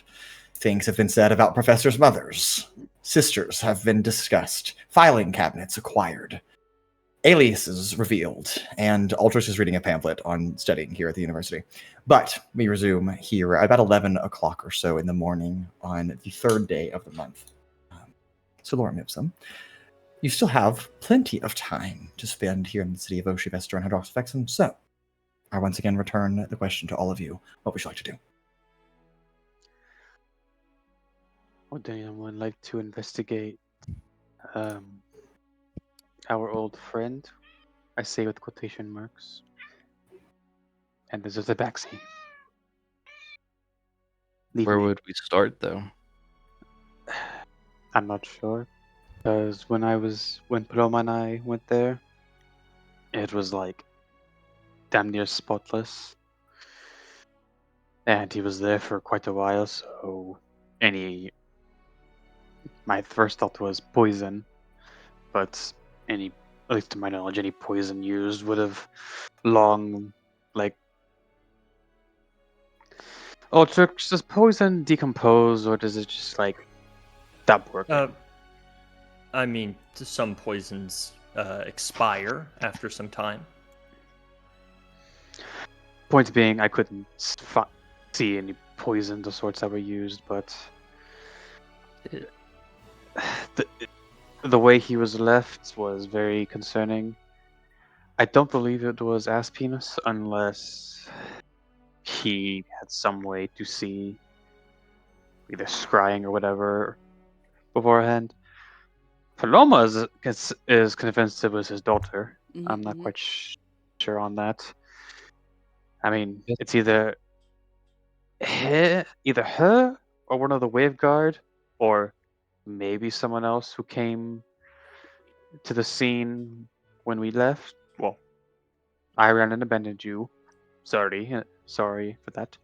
The Waveguard took y'all, and then I don't know, a couple hours or so between then, unaccounted for. I have an idea. Mason, what was the name of that guy I think he was a gnome who first told me about Gavivar's house?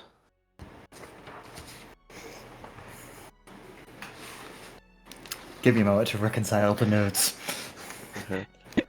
Pura, would you like to name the gnome, or does Pura not remember? Mandy. I don't know if I got a last name. Mandy Gnome. Mandy Gnome. Mandy's a manly man. Yep. Okay, got it. Mandy it is. Well, there's this guy named Mandy. Some people call him Manny, but that's a little weird. But he pointed me to where Gavivar's house was, and he used to work with him. That might be the only lead that I know of in this city. You said he was a gnome, correct? He was a gnome. He was pretty short. Did he? Okay, not all short people. Is Paloma a gnome? You don't know that. No. I could be. Prove Someone it. does- More. Where's the does evidence? Cite your sources. Unless gnomes have wings. Only one of them. The other one could have been a gnome. It turns out Paloma's mom, a gnome. There's only one person we know the parents of. Well, no, because her father gave me one of her feathers that he had kept, Feathery so gnome. I could try and track her. It could be a very feathery gnome. Yeah, feathery gnome. Yeah, I don't just think this because is it was true. theirs doesn't mean it grew out of them. They could have just collected it. Yeah. Anyway, was this gnome? This is going to sound. Were they darker in skin tone than normal No, they were not. gnomes? No. I didn't ask you, God. I'm answering for Jared because I know Jared does not remember. I can't recall, but I do know that he used to work with Gavivar, and he was very afraid of Gavivar. And so, I'm But curious if he also according worked to with the great Azazel. cosmos, he was not a darker skin tone. So that would not be his other compatriot that we have yet to meet, Ulthan, who is a deep gnome. That would How be deep, wild you if, ask? if, if I it don't actually know. was, but we forgot No. the name. No, it wasn't, I assure you. That one I would have written down. We were this close to pure forgot. It's close. Damn it! Yeah, no, Well. it's okay. Paloma, is there anything you'd like to do in this period of conversation, since y'all are just kind of standing outside the Collegium Tidal and haven't really gone No. anywhere?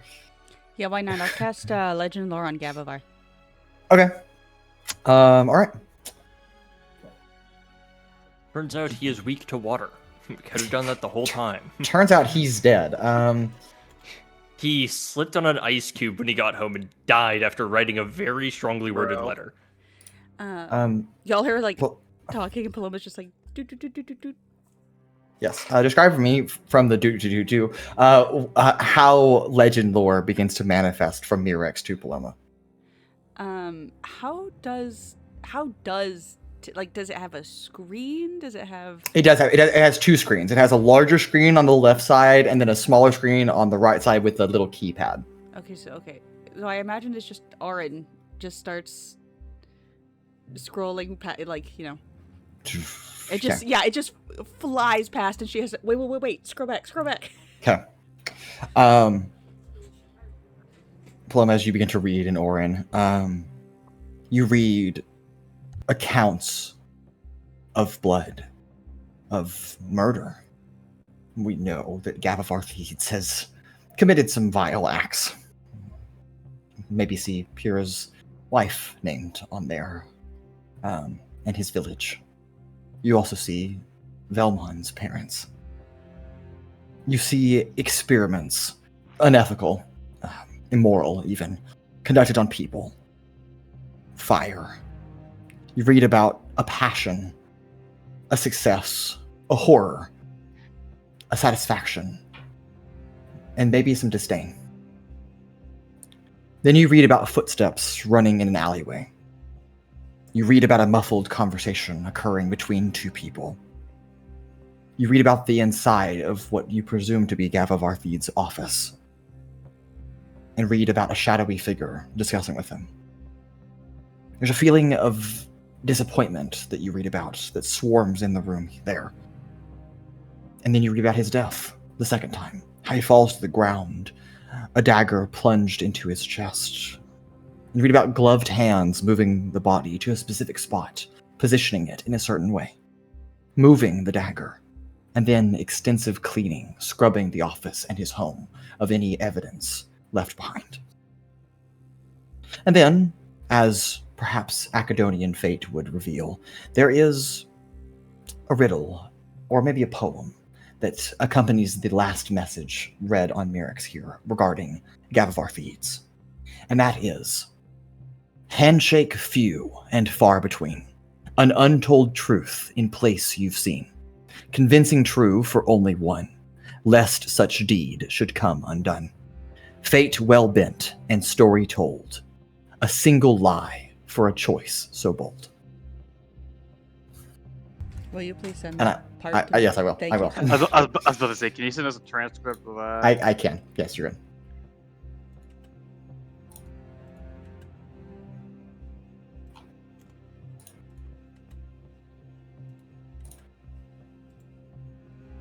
And I think, Paloma, your legend lore ends with that.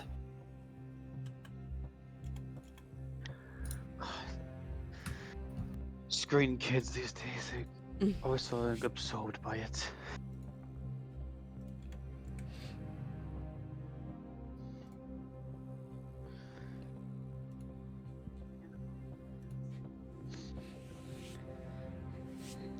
Well, did Mirex give you anything, I guess, insightful about where or what's happened to Gabavar Thieves aside from the obvious? There was someone he was talking to in his office. There was a feeling of disappointment, and then someone stabbed him and purposely moved the body to look like that, and then cleaned everything. And then she gave me a poem. First of all, poem. Second of all, is there any... I don't know how Mirrex works, but is there any way of Mirrex to give you a slight inkling of who this person was? Mm-mm. I get what I get, and I don't throw a fit. Not even if you know that person or have met them. No, I don't think that's how legend lore works. Mason, is that how legend lore works? Repeat the question. If the person that Gavor was having that conversation with, Paloma has met or knows about, would that have changed anything? No, it would not. Damn it. Okay. What was this poem? I say as I pull out my device and read it from the Cosmos. One more time. I was making a stupid metagaming joke. Ah. It's in references. Yes, it is.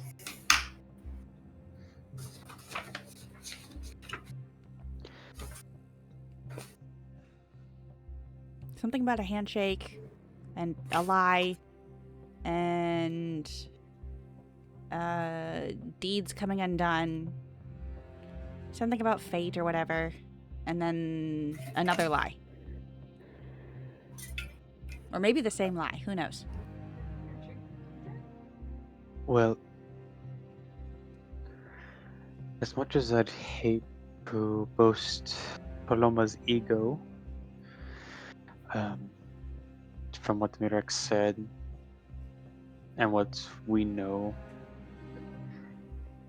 it does kind of seem that perhaps his daughter might fit the description if she questioned him about it, and maybe he was convinced that he did do it, all of his actions only for her, only he was convinced by it, and a deed was undone, perhaps being my deed of bringing him back, and a single lie for a choice so bold.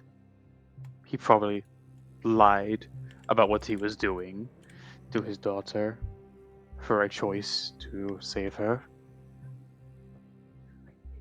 I mean, that could just be me trying to find meaning in it, but... I think we're supposed to try and find meaning in it. Well, I mean...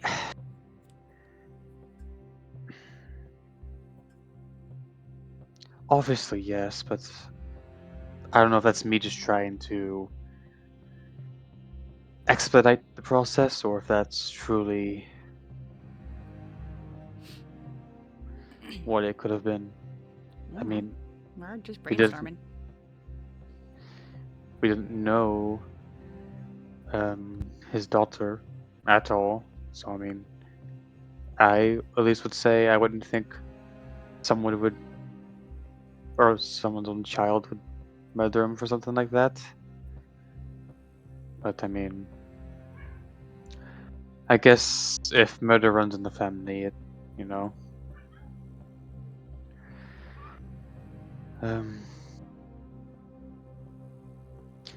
Hey, Pura. Yes. I know you're not. Hey, get down. Yes, you. I know you're not super you don't have expertise in your blood craft, but do you think you could separate like the blood of someone else and someone else's blood? Like, if you were to take... No, that wouldn't work, because we would need her blood. Are you asking if I can track somebody's blood, or I mean, just I can track people with their blood, but I was wondering if you could take Gabavoth Thiedes' blood and like separate the part that would have been his daughter. I can't. I want to say Priscilla. No, something Thiedes. You're thinking Briska. of Priscilla Cleaves. Her name is Briska Theeds. Briska Thiedes.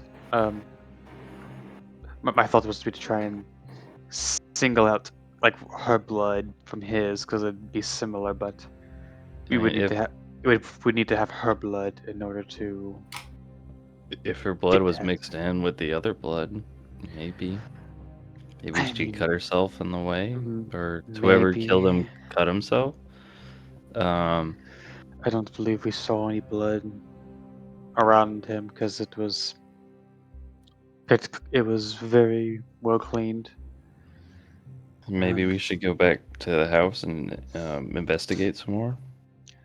I mean, we could, but at least through magical means, everything was like scrubbed clean. Did y'all investigate her room? Paloma Yes. did.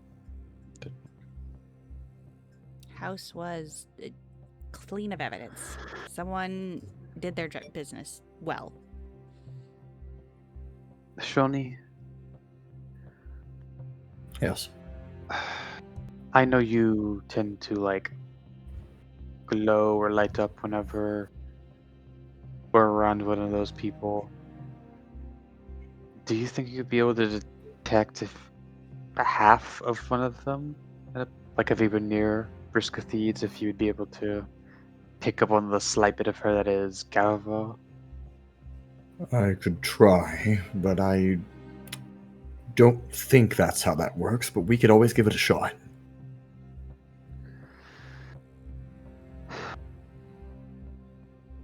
Other than that, I have no.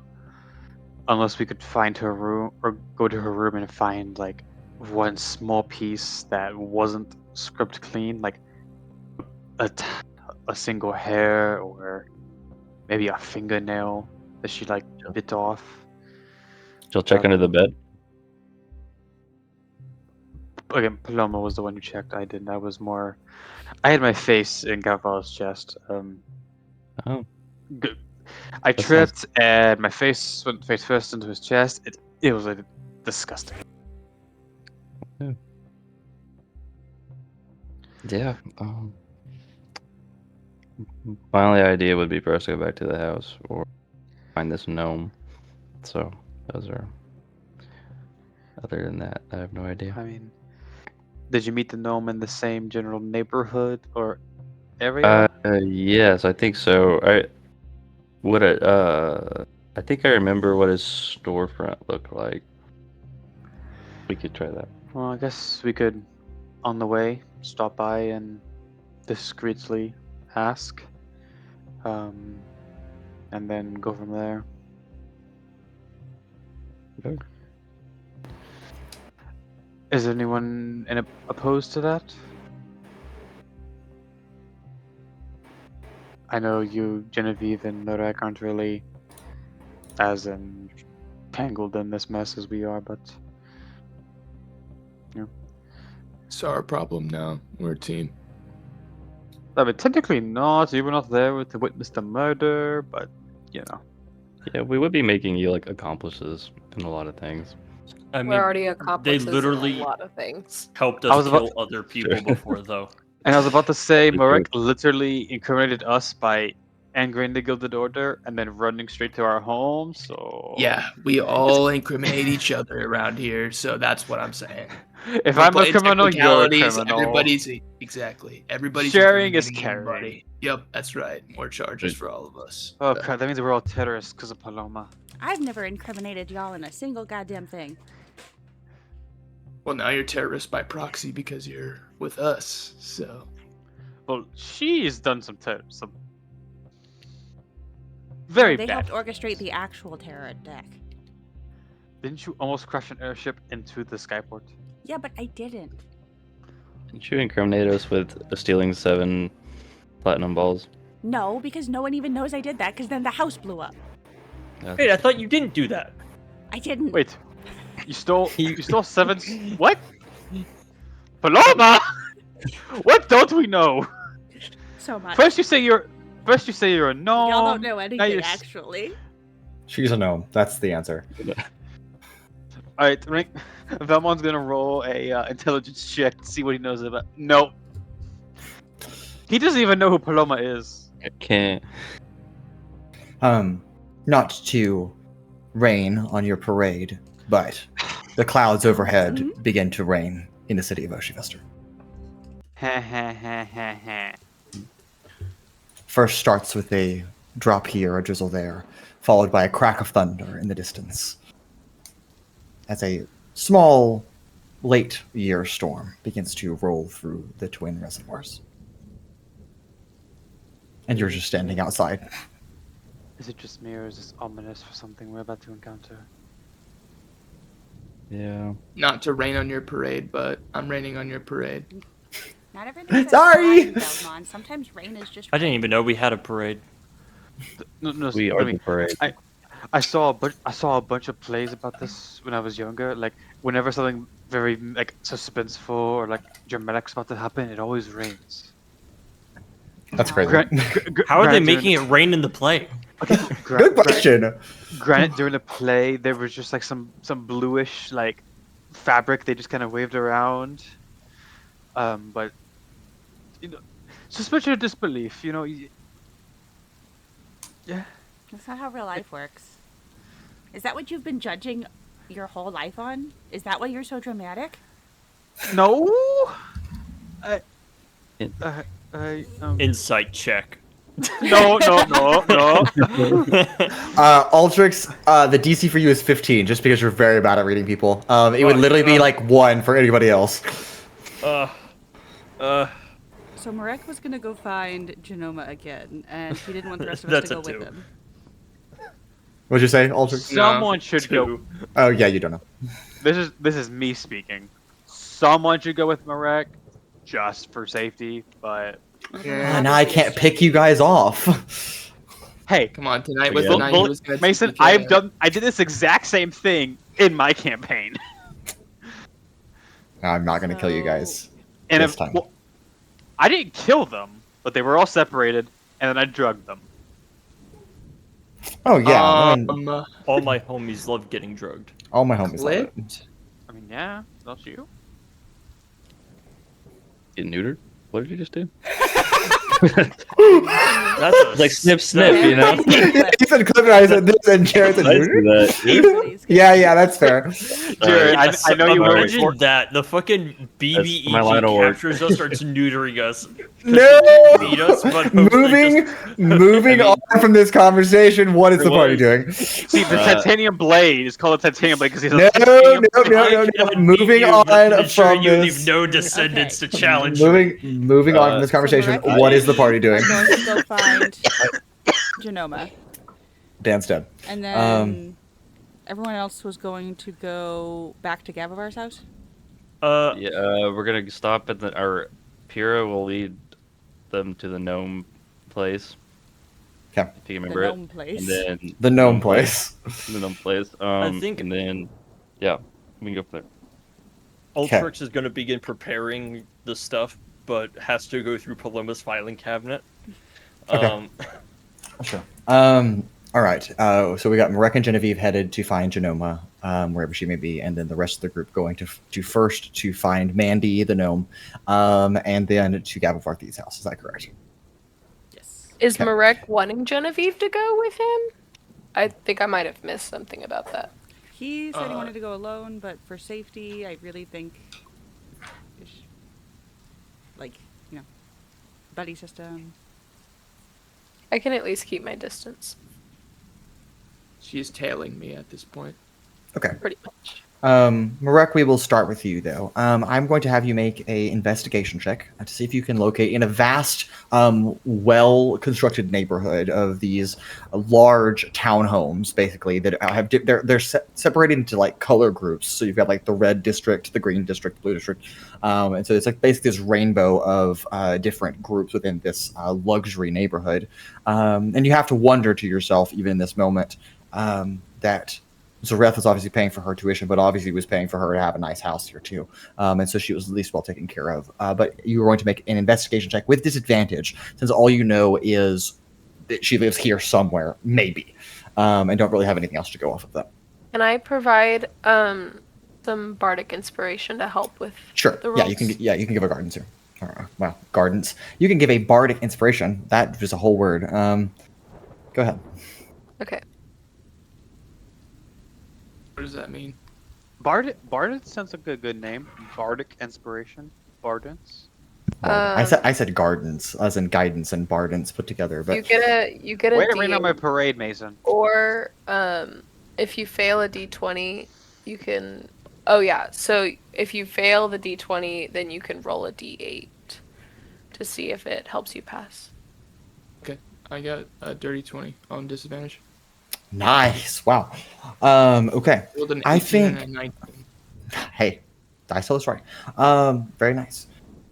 I think, Marek, it takes you like several hours of trudging around in the rain, and you're not quite going door to door, but you are like kind of looking through windows, seeing if you can like glean anything, any semblance at all, and try not to be creepy. And I think a 20 provides you with that.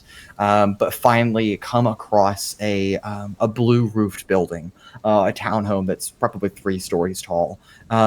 It's not by any means the most extravagant building in the district here, but it definitely is well off.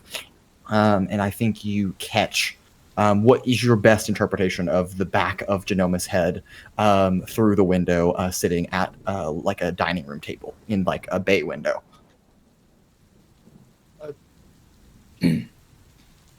Jen, would you mind staying outside?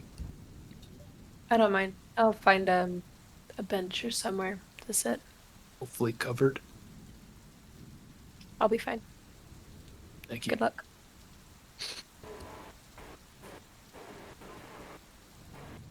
All right, Marek. Yeah, just kind of knock on the door. Okay. Kind of tap on the door. And there is a little bit of a delay in the response, but Genoma does open the door. Just kind of a crack. Yes. What do you Come need? in. Yeah, I guess. She leads you into a dining room and sits down where she's got a piping hot cup of tea that probably is no longer piping hot, as the steam trails have kind of died off, as indicative that she hasn't drank anything. She's just sat here and watched it cool. Did we know, was it relayed to us that Azhozal was a professor at the school? Like one of his aliases was that? Rancor or Vellmon did not say that out loud. Okay. So, Okay. so no, it has not been. Okay, gotcha.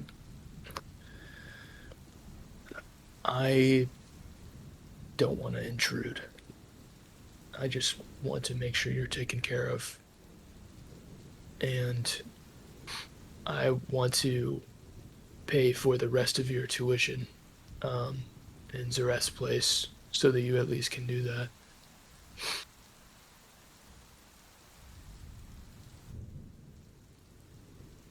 Okay.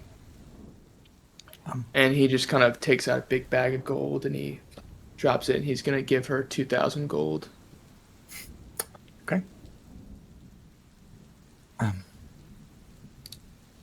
Thank you. You didn't have to do that. I also didn't have to go. But I did. Why did you? I couldn't live with myself that I couldn't defend you, Zareth, Mom. The pain was too great, and I couldn't look at any of you or myself for so long. And I stumbled, and I was lost for many, many years.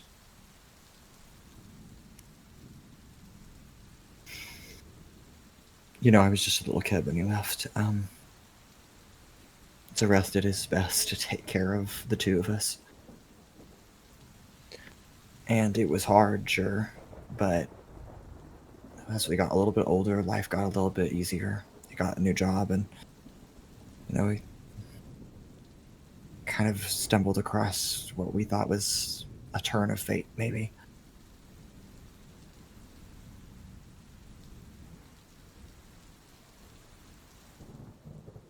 I thought I had left the past behind me. But today, I think you've proven me wrong. I don't know if I don't even know if I can say I'm mad at you. I just know that I'm upset. Would the chatter crystals, do we have enough to give her one? Like, if I gave her mine, would we have more to be able to?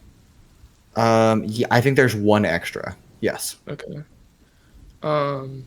But Do I would they- say there's one extra with 0 Scott. yes. Do keep in mind, though, from a above mechanical perspective, that does mean she would be able to listen in on every conversation that you guys have through that.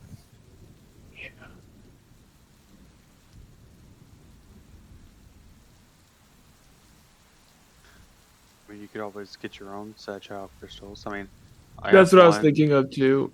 How I've got expensive one are to they? marigold. They're usually Terrible. 300 to 500 gold pieces. Do you think I'd be For a able set to of two. find one here? Oh yeah. Okay. Of all places, you could probably find one here. Okay, cool. I don't want to drag you back in. I don't want to drag you with all my shit. Unless you want to.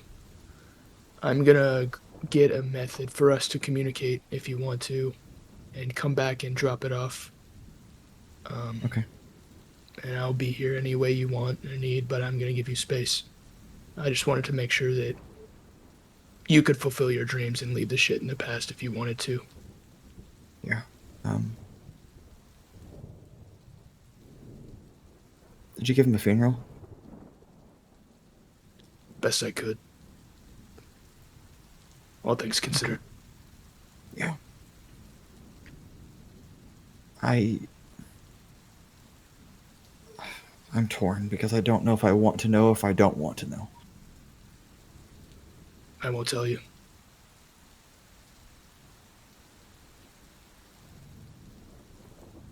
I think that out of the three of us, you should be the one to leave it all behind. And blossom. Because the two of us brothers could not. And I will bear that burden the rest of my life. But you deserve to be free.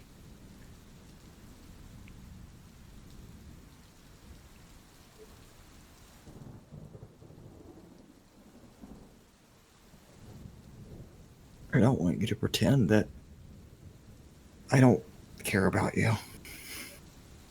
I thought that I didn't at one point, but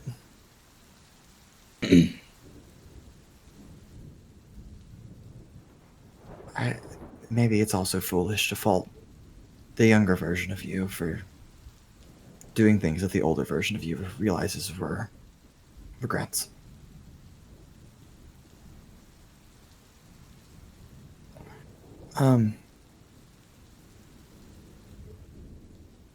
Yeah, it's gonna take me a while to process, but if you're still around when that time comes, I'd like to sit down and discuss other things. I won't be here long, but we're gonna be leaving in the next couple days. But I'm gonna get some chatter crystals for us to be able to communicate, and I will drop anything when you're ready. Okay. Thank you, Marek. Yeah. He just kind of gets up and pushes in his chair, kind of taps the table with a little hesitation and lets himself out. Okay. Finds to link back up with Genevieve, and I Okay. guess if it's several hours that it took us, that would probably put us at, like, in our timeline, probably like 4 3 or 4? Yeah. We could say 4 o'clock. That's fine. Would it be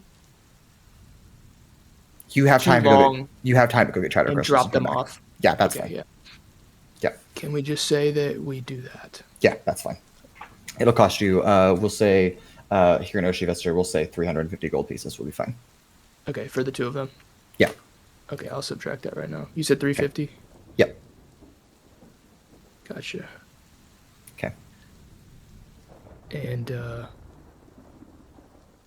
I guess we can kind of fast forward to where Jen and I are walking back, Okay. Sounds good. reconvening. In the meantime, though, we will pan to a different area of the city. Now in Hydroxyl'vexen, over in the Stillview Enclave, not far from Gavivarthid's house, do we arrive, as is the rest of our group, at Gnome Depot. A very small division of the massive industrial chain store run by Mandy the Gnome. As all of you enter here, Pura, once again, you are met with a face that you recall as familiar as what you saw a few months ago. Hello. Hello. I don't Wait, know if hold you on. remember- Yeah, you look familiar.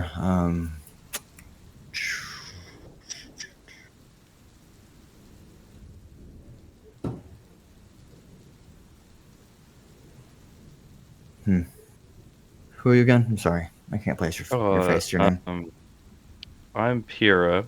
We met a couple months ago, and I don't know if you remember me asking about a ex-colleague of yours.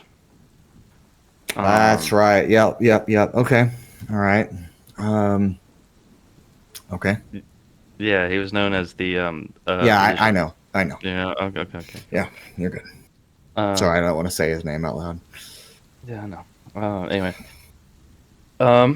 we were wondering if you know of anything about his other colleague, Alistar Stone.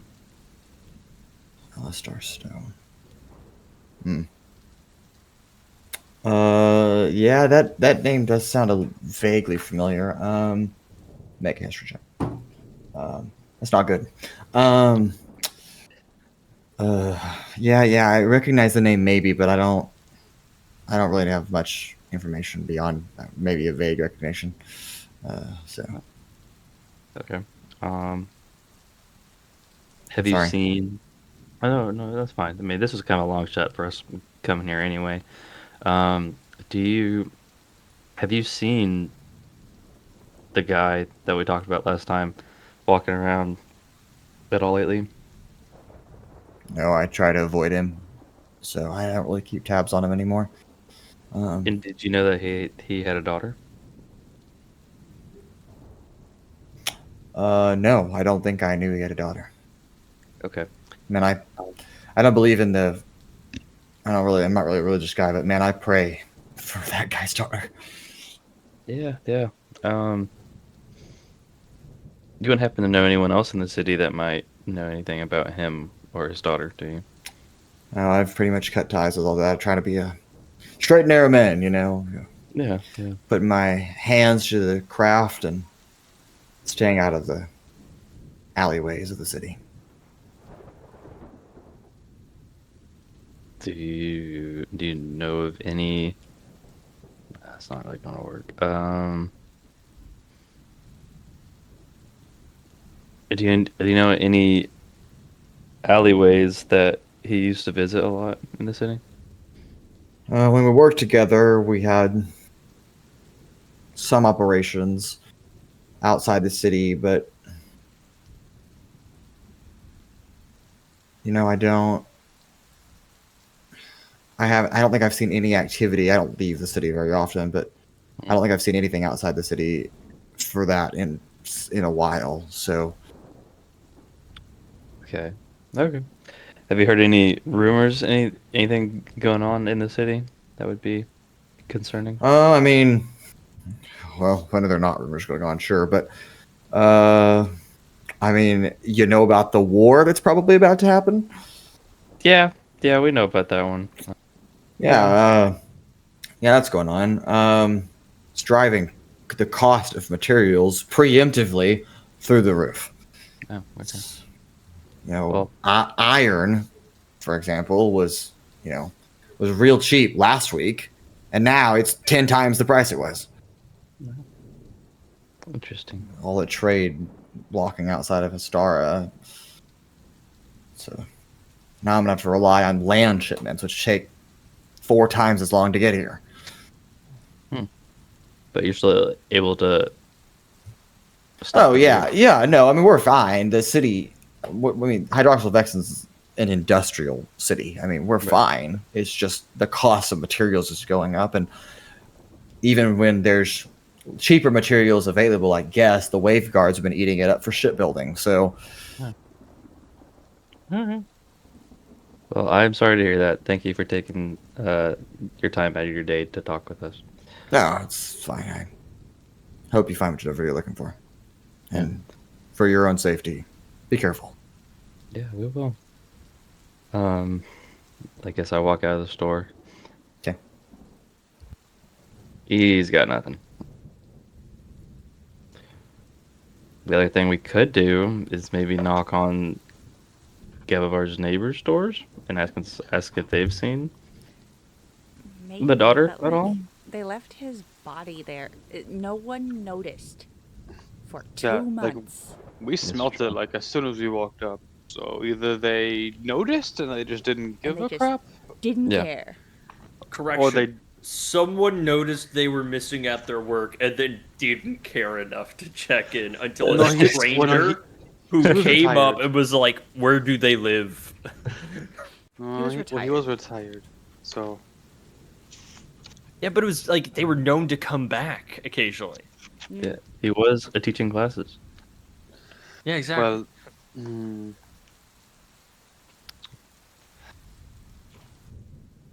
Anyway, I'm about out of ideas. Anyway. Yeah. Does anyone here have a spell or something on them that they haven't mentioned yet that could help us uncover this? Oh, I have. Oh, do you?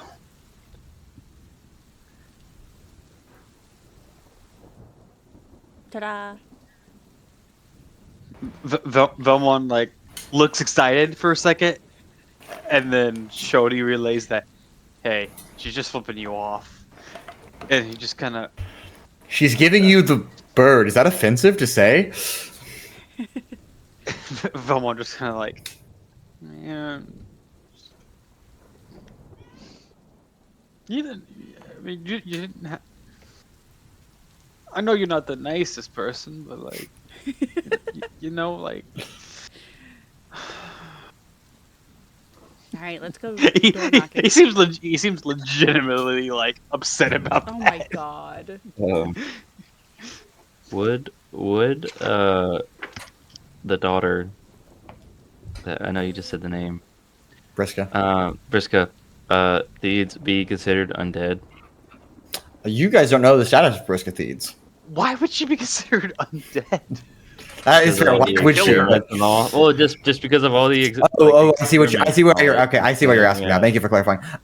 You honestly don't know. Okay.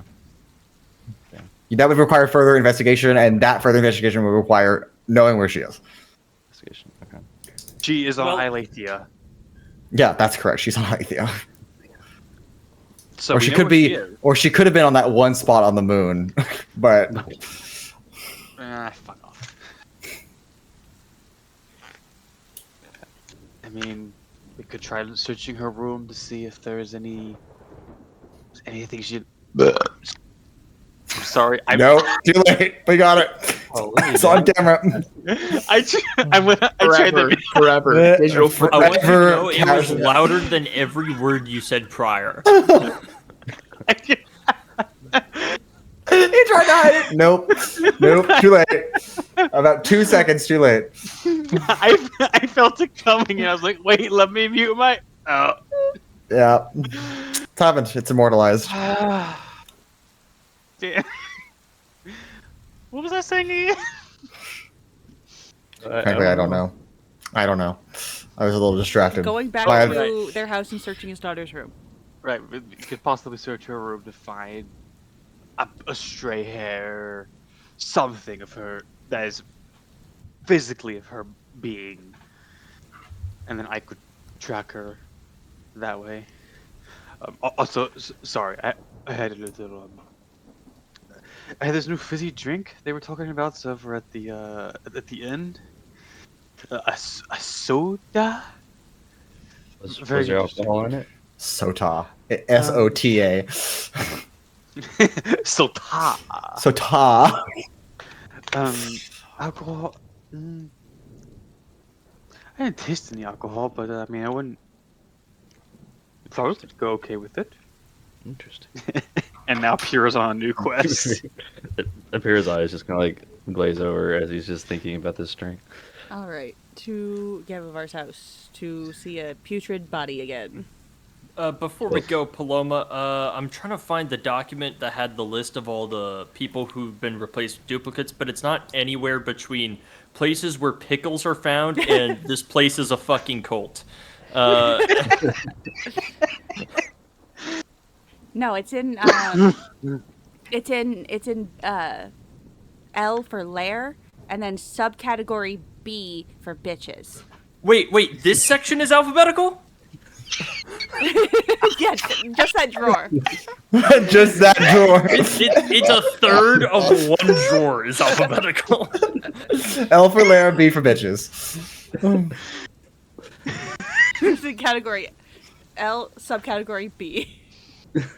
Yeah, it started alphabetical and then she went, too hard. No, it didn't even start alphabetical. It's just like that top drawer, not alphabetical. That second drawer, alphabetical. Bottom drawer, not.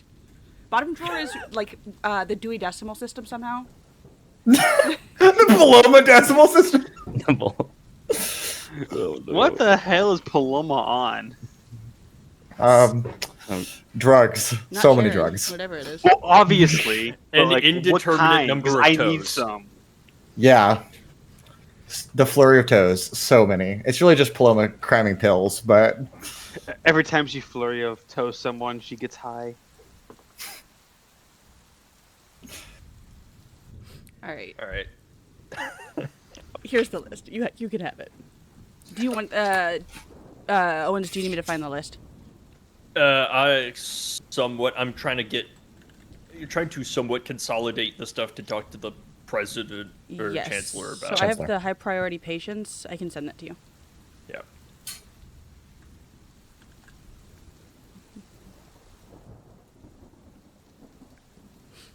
And then when we get to Gavivar Thede's house, does it still stink? yes, it reeks. Why are we here? Hypothetically, how know. many prestidigitations would I need to cast in order to make it not smell? That's not how prestidigitation works. It temporarily removes the spell, but if the source of the smell is still present, it's just gonna stink again. No. Also, the smell has now probably permeated into the walls and floors. I mean, like, that's a really hard smell to get rid of. Could I like get a little Altrix bit of prepares to burn this a place little bit down. of hydrogen peroxide and just No. scrub it out. Quick clarifying question: has Marek and I have we caught No. up with the team? No, this is all happening at the same time on opposite sides of the city. well I guess Sorry. worst Oh, wait. case we can Oh, I'm so sorry. I'm so sorry.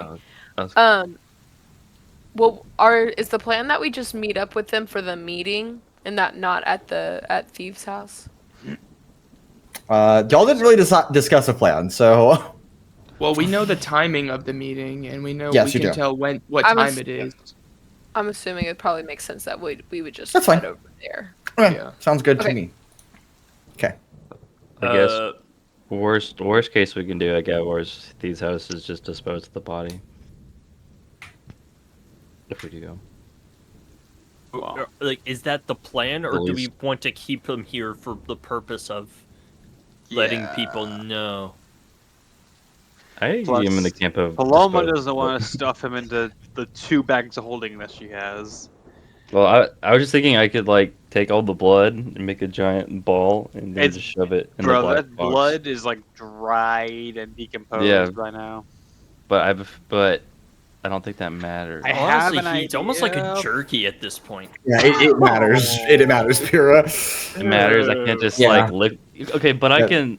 There's but I no can, like, liquid on this man. solidify- Yeah, but this is not blood. It's not alive anymore. This is just dying true. cells pooling in a slop of death. Well, the Yeah, cells are okay, already never mind. dead. Anyways, Cannibal begins to eat the corpse. Oh, Bang. oh. Oh, that's one way to get rid of it. Protein. Does Cannibal have to make a Constitution saving throw? No, he does not. He is immune to. Right, because he's busted as hell.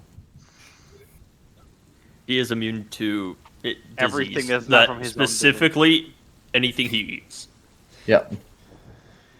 Does Cannibal eat the body? He begins to. Okay, I think I'll It's start gonna with take some like time. I'll start with like the foot and just like munch like on the toes and just I start mean, like we have gobbling. time to stop him, but it's like, dude, We're all talking. We turn around. It's like a snake where he's like one jaw. Yeah, like halfway up the leg. It's like Cannibal is the size of, what do we say? Just like an iguana at this point, right? yeah, it's just like human head, just like A full-grown iguana? Because those are like 6 or 7 feet long. no, not that No, big. not full grown. I think more like, I think we said he's like 14 Bearded inches dragon. long. Yeah. Yeah, bearded dragon, maybe. With the human. Maybe a face. bit bigger. What you got? Mason, I need you to stop making that noise, please. Okay, well. Well, when he Guys, starts doing I would bones, try and it's more stop like, him, but anytime I go to fish something out of his mouth, he just eats it faster. It's one of- He yeah. growls at you.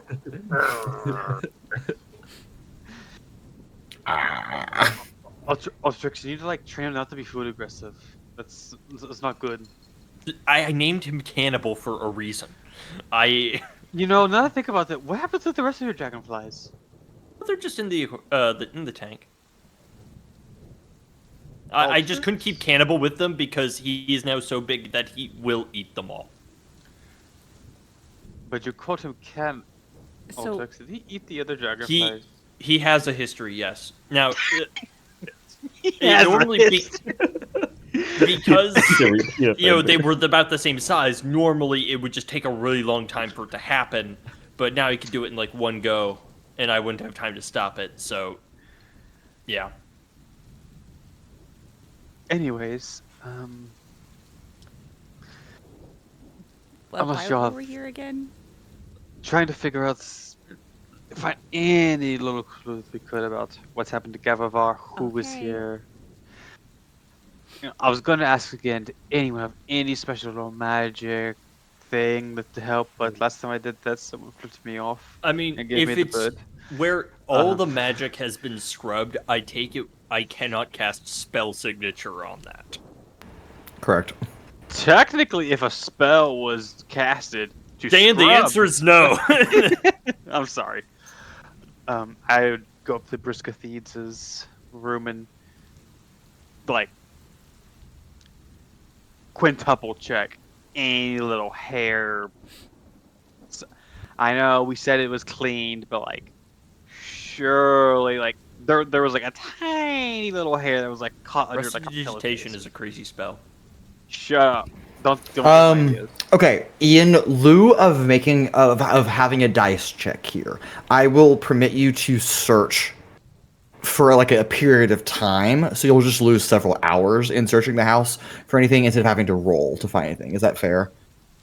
And it's like 4. You'll have 6.5 hours you could spend here, realistically. I think Vellmon would realistically spend as much time as he needed. If multiple people do it, will it take less time?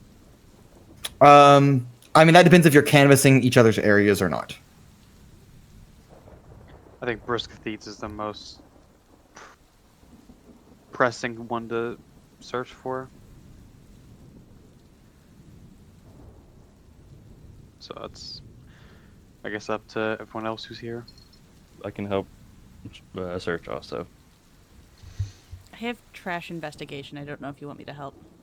I suppose I can roll. I mean, if you happen to roll a nat 20, that's a nat 20. Again, I in lieu of making you roll, if you want to just say, We're spending a certain amount I of will time. just search Yeah. for X amount of hours, that is fine. Or if you're like, hey, I want to go a little bit faster, that involves a degree of risk of failure. So that's up to y'all to decide. If you want to spend time and really thoroughly do it and get an answer regardless, or if you want to just take the chance and go with it. Vellmon personally would search for as long as he could, knowing up until the time that they have the meeting.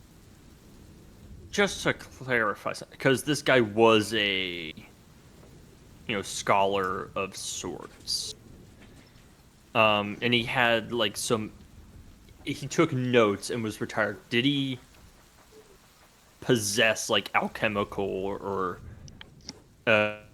arcane instruments, materials here? At least the first time we were here. Give me a history check.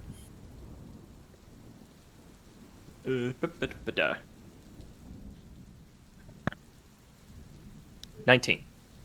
I think when you recall back, you did not, in the places of his house that you did see, being his office, and then I'll kind of include Owen being upstairs as well, in the bedrooms, and kind of the living room. I think those 4 areas, you did not see anything that was alchemical or experimental in nature like that.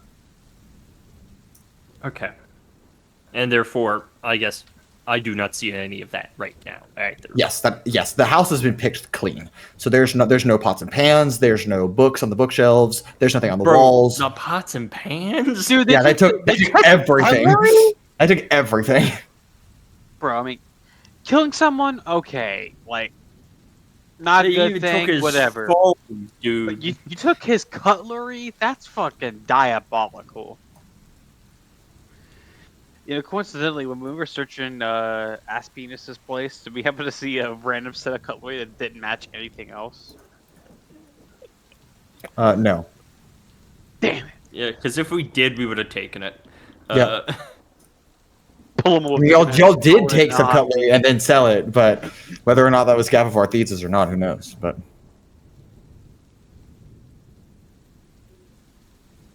All right.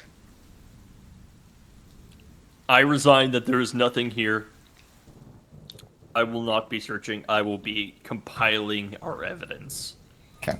The rest of the 3 of you, do you want to spend time searching here, or do you want to roll to search here?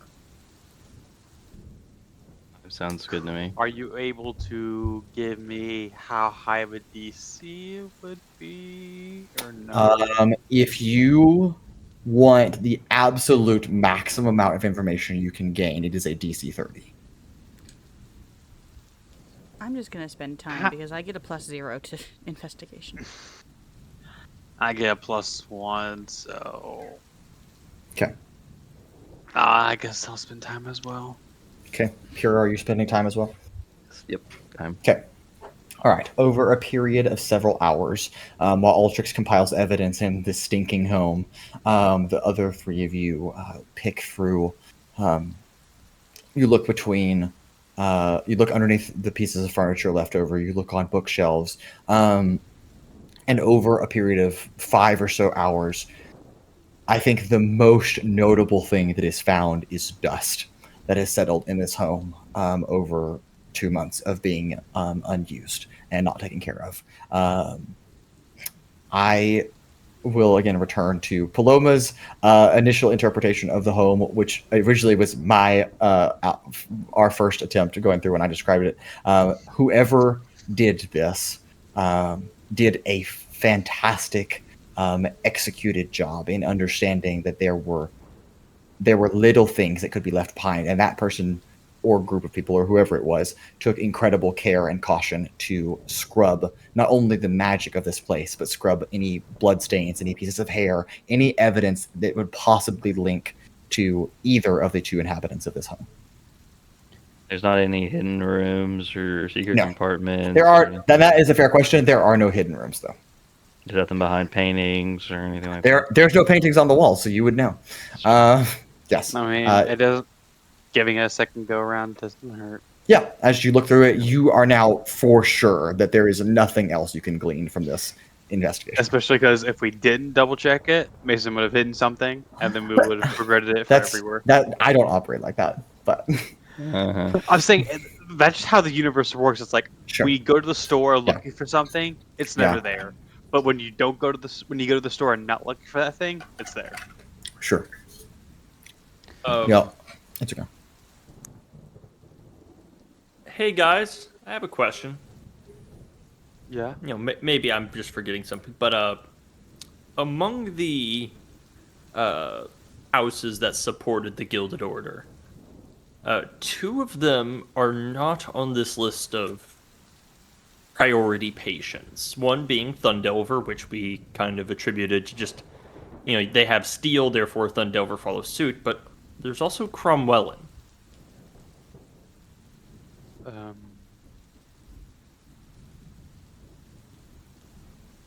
Can I see that list real quick? Yes. High priority patients: Athena Claremorth, Othaltos Steele, Hanna Vastrardolan, Galad Revanian, Priscilla Cleaves.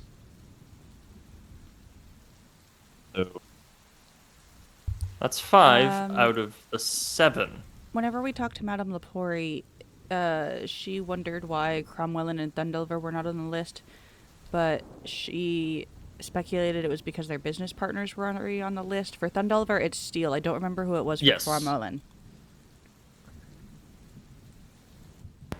I will, if anybody wants to roll, a history check will suffice, but also a general investigation check would be fine as well. History. 28. Nice, okay. Nice. It's a high DC, just being... Nat 20. Hey, Jared! Alright, now you're going to have nat 1s for the rest of the session. Okay, alright. Vellmon and or Paloma. See, I got 16, and I was like, that's pretty good. Then I heard 28, and I was like, okay. Yep. I'm not Paloma, even what'd you gonna. get? I get plus Okay. 0. I'm not even gonna roll. Totally fair. Okay, Pura. Again, it makes sense for you to know this because you lived in a Provenary, Altrix. You have heard kind of now, spending so much time working with the council, knowing a little bit of their background, kind of understand where each of them finds their the little niche in the little niche position in the massive operation that is the city of Provenary. And so both Pura and Altrix, you are aware that Cromwellin, Litholdus Cromwellin, is the individual that oversees the cathedral district in Provenary, which would mean that that person, more so than the rest of the council at Provenary, would have higher regard for the Vicari. And because the Vicari partook in the establishment of the Gilded Order, that might be a reason that the churches, just like in Brontero, would support the Gilded Order. Might also the churches in Provenary support the Gilded Order. Gotcha. Just want to make sure we had that straight. No, totally fair. I know. Is he innocent? That does not mean that. But perhaps he is maybe not a bomb. Maybe he's not a bomb. I know from my own experience or knowledge that Steel and Thunderbolter occupy part of Phyrexia. As to why they might not be on that list, I'm not too sure, but probably that maybe they're not as verbose as to what's going on in Phyrexia and would prefer the real people try and negotiate that kind of area. Are we here for long enough that Genevieve and Marek catch up? I think we had decided that y'all were all going to convene at Cascadin Spire. Oh, okay, my bad. But speaking of that, I think by the time all of you wrap up your investigations, Altrix, you finish compiling as much evidence as you can from Paloma's mystical filing cabinet and its illogical sorting. I think it's about 5:30 or so, which is about the time that all of you need to start heading back across the city. It's a decent hike on the opposite end of the city to Cascadin Spire. And that also means you'll be arriving in wet clothes, unless you choose to stop by your hotel room for a moment and change.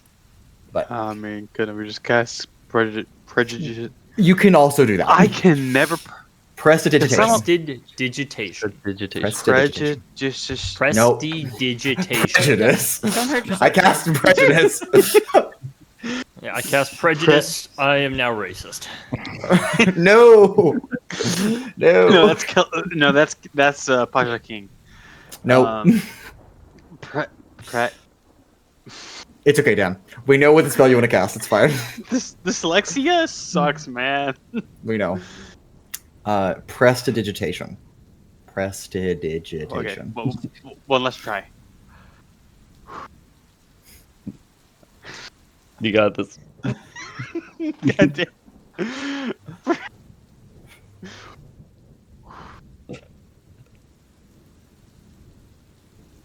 Pray. Just. Presti. God damn. Nope. I'm mad. Yeah, it's like I'm moving. Presti. Presti. I cast Presti. Digitation. That's a 9th level spell. It just kills everyone. I don't. Yeah, Presti. It's Presto Changeo.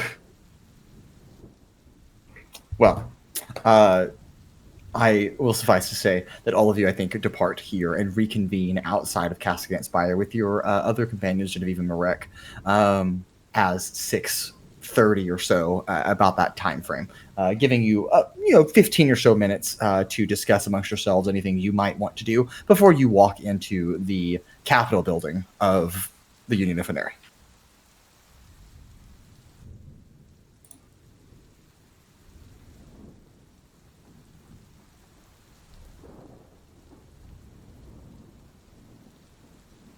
We kind of have a game plan of what we're gonna say.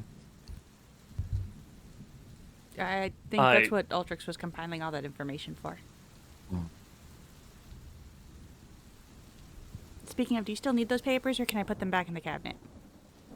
I've made copies of everything. Okay. You notice she puts them back in different places than where you found them. Sorry, Your feelings about them have changed. I was in the privy.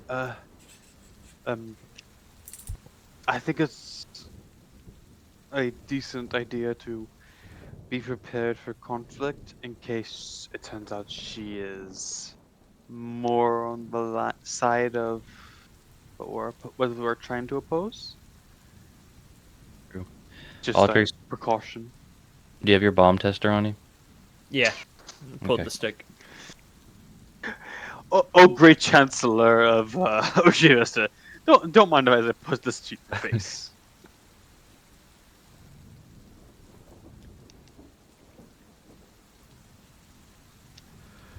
But I do believe it would be beneficial to be on guard for any sort of conflict in case she happens to not be aligned in our ideas of the current situation. Or if she happens to be behind some of it herself. She didn't say where to meet her, right? She just said Cascade and Spire. Not a particular floor. She said the foyer. Oh, the foyer. Would be the lobby. The foyer. Foyer. The foyer where you could reasonably stage an ambush. The foyer that most of you have been to before. I do have another idea too. Sorry, that I just thought about. If we do need to check and see if she has a bomb, if we can make her bleed, even like a little paper cut, we can. Well, we established.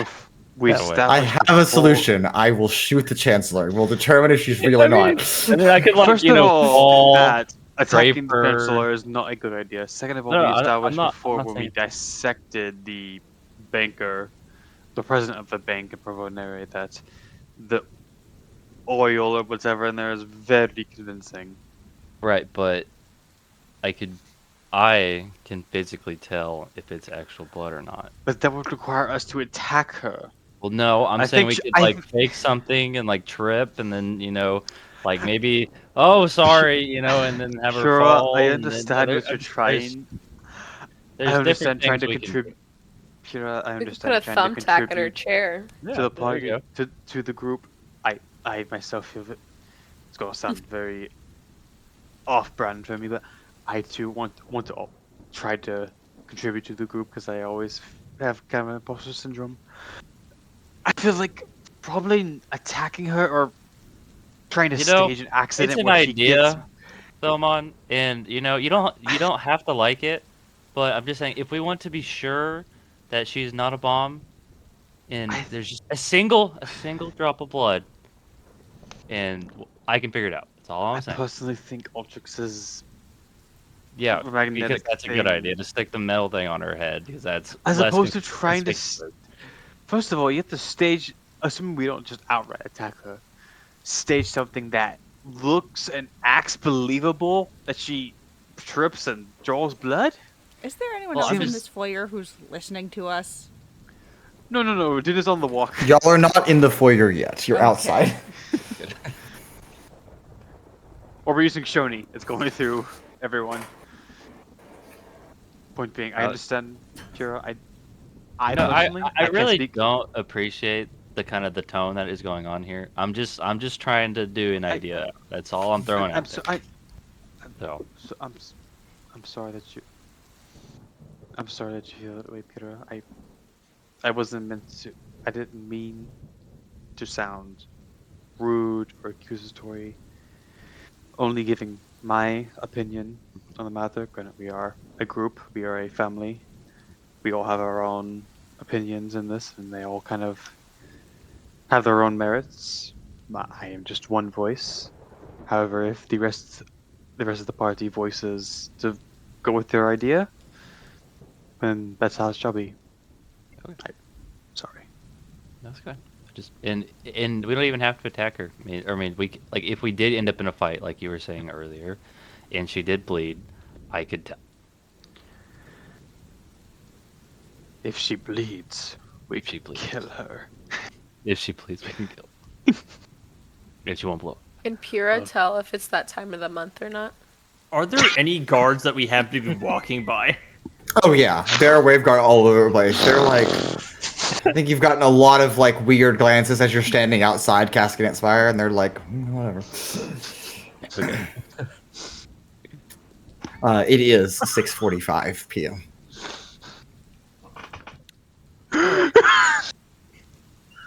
Dan is dead. Again. They killed him. I think that's a really valid question. You don't have to make her bleed, but if she's already bleeding, like, it like makes sense. Man, if I had I a just look nickel like- for every time we brought up periods in a D&D game, I'd have 2 nickels.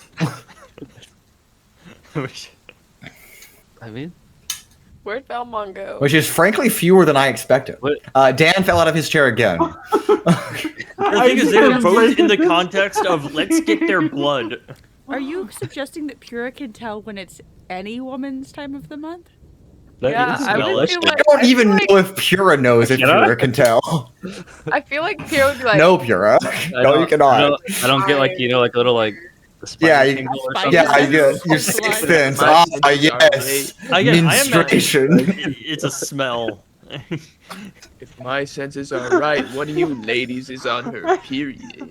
I hate you, Michelle. You know how people that have have had injuries, their joints their starts to hurt when it like right before it's gonna Oh rain. my god. That's how Pura is with menstruation, apparently.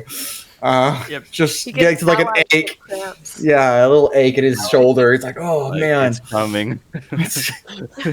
Does detecting when a woman's on her period Experiences. count as a sixth sense? No, it counts as sins that we don't talk about. Pura's just walking around, just like walks by, and goes, "Oh, bad flow day, huh?" And just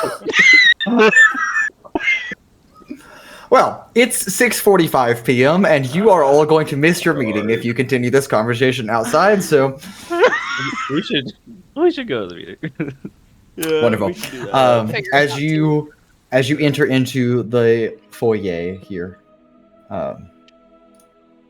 pitter patter of rain and the distant roll of thunder outside kind of fades into the interior of Cascade Spire. Those of you that have been here before, a large arched ceiling welcomes you to the grandiosity of the leadership here in Oceavester that oversees the Union of Finere. A massive chandelier hangs from the ceiling. There is on the floor tiles embedded in the floor that depict a map of the Union of Finere itself. with a star over Oceavester, where you currently stand. As you all direct your attention to the left side of the chamber, there is an elderly human gentleman that is taking detailed notes, presumably maybe a secretary of some kind. But as your sight returns to the center of the chamber, Relyn Vost comes promptly through a group of wave guard kind of at the opposite end of the chamber and begins to approach all of you. Mason, I'm gonna be honest. I was too busy recovering from that. That's fine. I'm not going to repeat it, so... Please? Nope. She walks I'm up sorry. and she hears Paloma asking, do you think it's they a make room. them so realistic as to give the robots a period? That's a good point. Good question. You think it also like affects their attitude? Anna, please. He said just recap. I apologize. I was trying to be here at 6:45, but the day has been particularly busy. So, for those of you that have been here before, things have changed a little bit. For those of you that are new, I suppose, to Cascade Spire, whether you visited or not, given the situation at hand as it is, there are some security matters that we are going to have to address, and that is going to include a full search of all of your belongings. Also, you are not permitted to take anything that would be considered a weapon beyond the main lobby here. Okay, and what is considered a weapon? I'm not the one that decides that. That will be a waveguard decision. I mean, technically, Paloma's entire body is a weapon. I can't help that. I don't think they're going to stop Paloma from going through. You're right. They won't stop her. She will just go through. So, if all of you are ready, again, we are not necessarily on a strict timeline, but there is a schedule going on currently. So, if you would all gather whatever things you're going to take, and then I'll lead you over here. And she begins to guide you all to that group of waveguard. Where there will probably be 10 troops here that are not like TSA, but kind of like TSA. They've got tables out where they want to search through bags. They have a collection bin where you can drop off any supplies that then you can pick up on the way out. Do they have a little wand as you walk by? No, they don't have a wand, but that is not to say that they don't have other things that you just are not insightful enough to pick up on the initial look over. Above table, mechanically, if any of you would like to be honest and disclose everything that you are leaving behind, or you can simply say, I am leaving everything that would presumably fall into that category behind, or you can just leave all your stuff. That's also fine. If, or should I say when, any of you decide to be deceptive, then you will have to roll for that to get through security. Why would you assume we're going to be deceptive? Mason, I'm because sneaking I in have an arsenal. Yeah, because I have credible intelligence that says otherwise. Will they let me keep the bag of holding or no? The bags of holding, sorry. They will need to. You'll have to tell them what is in it. You'll have to show them. Okay. And has to list every. You don't need to list everything, but. All right. Inside one of them is a 12th level spell scroll, a filing cabinet, and 427 rations. That one is fine, I guess. Except the 12th level spell scroll is a spell scroll of eliminate. Yeah, kill. Inside the other one is a shitload of potions, and bedroll, blanket, torches, normal stuff. Are any of the potions poisonous? Yes. Okay. Anything that is considered a poison or toxin will not be permitted to go. I have to leave behind my FSD? You will have to leave behind your FSD. Do they know what that looks like? I think you have all told some people what it looks like, and I think people are well aware that that is a thing. I mean, it's just a vial I'm sure for the average. Again, if you want to persuade them or lie to them, Paloma, I will take a roll on that. I shouldn't. I get a -1 to it. I guess I'll leave 4 vials of FSD with them, and I'll get them back later. Darn. I will put. Us. Huh? Mason trying to nerf us. Not nerfing you at all. I'm simply doing what is reasonable. 5 potions of malice, an enhanced wyvern poison, What is a potion of malice? Death. 2 powerful explosives, Altrix is a generous. the maw. Hold on, I have other stuff. It's just in a separate thing. The -1 dagger. Hold on. 27 vials of acid. Jesus Christ. What else we got here?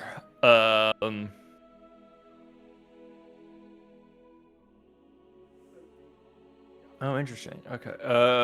Oh, interesting. The maw, but not the combustion siphon. I'm keeping that shit. Okay. Surely fair. I placed the maw and 1 cannibal. Okay, and one cannibal. For the purposes of the spell, is cannibal considered a weapon? I think Altrix I think considers he it is. one. Yeah, I think it does. Altrix, I think that if Relyn Vost was not standing right here, basically vouching on your behalf, I think you would have been arrested for attempted terrorism. I'm Based on what they checking them in. yeah, the components of this is I'm like just declaring my luggage. no person should be carrying, no civilian should be carrying this around. Okay. The acid Anybody? is for sale. Sure. Anybody else want to declare items that they are leaving? I'm just I gonna will be leave my turning longsword in- and my warpick. Okay. Okay. I will be turning in Vile Bite, my Wand of Magic Missiles, my 3 daggers that I just have for whatever reason, my Smoke Grenade, which is Alchemist Fire, Displacement Field, because I mean, it's a potion, so no idea what they consider that, my Crowbar, except for Shoni, I believe that's anything that's dangerous, but he's always as like a walking stick whenever okay. I'm out. Sure. So Pura or Genevieve? Kitty. I have a couple questions. Uh-oh. Would the rust bag of tricks be considered a weapon? I don't think it would be. Okay, and then would my black box of eating things, would that be considered a weapon? I think that could be considered weapon of some kind. My box My that magic- consumes My box of everything. consuming. I will, and also my human femurs, would they probably be considered? No, human femurs are not considered weapons. Okay. But you will be questioned. They will question you, but not. Okay. Sorry, I'm my gonna- example, what, you have 25 femurs and It's only 3. It's Two. for alcohol. alcohol. I will leave my arcade shotster, my hemostatic repeater, my 1 potion of poison, and then any of my other various like weapons. can Very I Yeah. back up a little bit and ask? I'll leave Does my anyone box. think I should leave Shoni just in case they realize he is a weapon? No. I got 1 no. I think Plausible you should deniability. attempt. Yeah. I agree. No. Plausible deniability. Okay. I didn't know Just you could turn make- into a sword.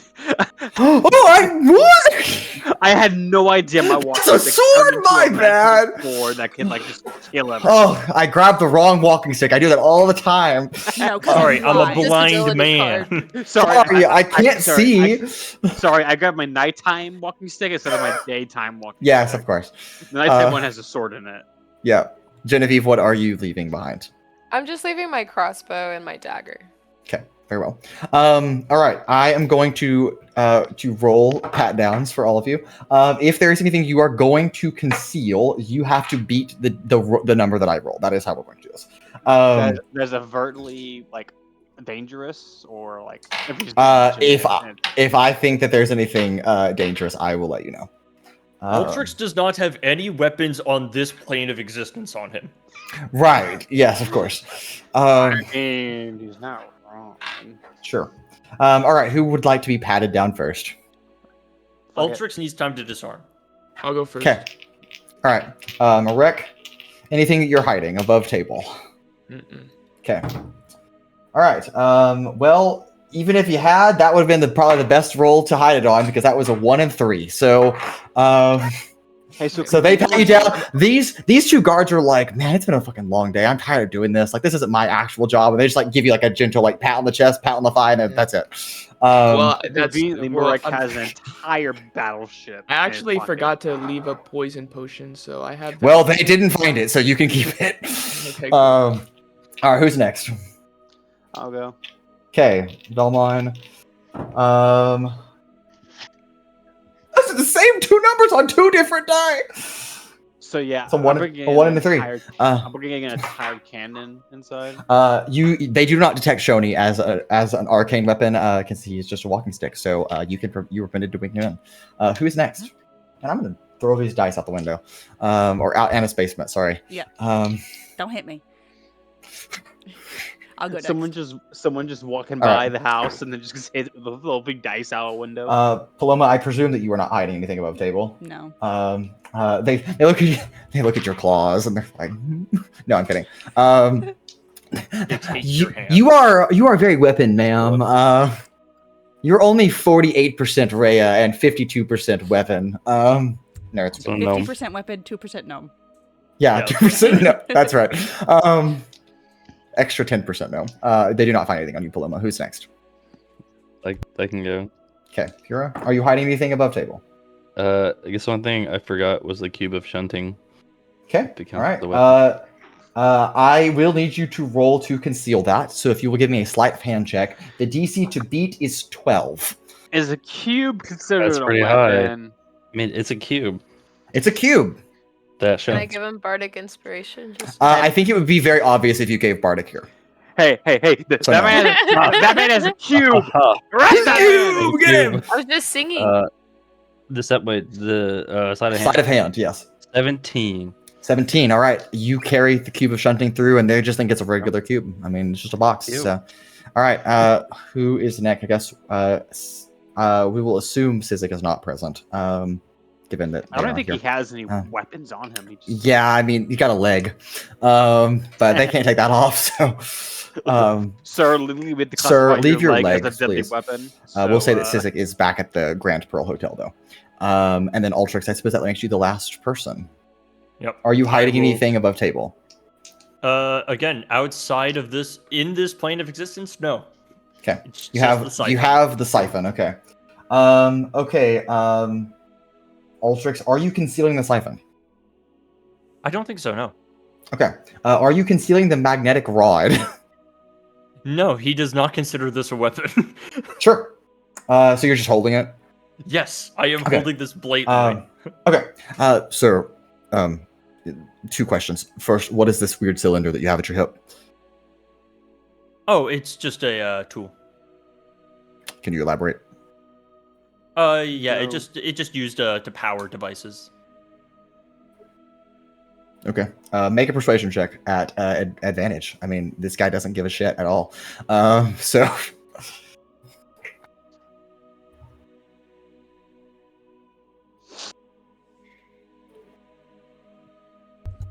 Does he happen to be a dragonborn? Because doesn't Altrix get something specific against dragonborn? No, I don't. Oh wait, hold on. My bonuses might carry me through this. Wait, since My bonuses. that's Alright, a thing if you're a dragonborn. Persuasion.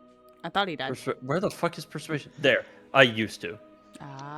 Lost it when I he know died. there was like one thing with rogues if like I am going to put a flash of genius to make this a 12. A 12. Okay. That is a success. And then other things. So this large stick that you have that's this coil attached to what is this? Oh, that is also a tool. It is used to detect if someone is a bomb. Interesting. I don't think you're going to encounter that, so I'm going to ask you to leave that's that what here. I thought. And then apparently one of the leaders of Provenaria was a bomb. Make a persuasion check this time. This time, I think it's going to be a straight roll. Oh, fair enough. can Very I suspicious. get here? Could I possibly give assistance, taking off my glasses and saying that this is what happened when we found out they were a bomb, pointing to the scar. I will count that as guidance. You can have a plus D4. Plus D4. That's a 1. Flash of Genius makes it a 20.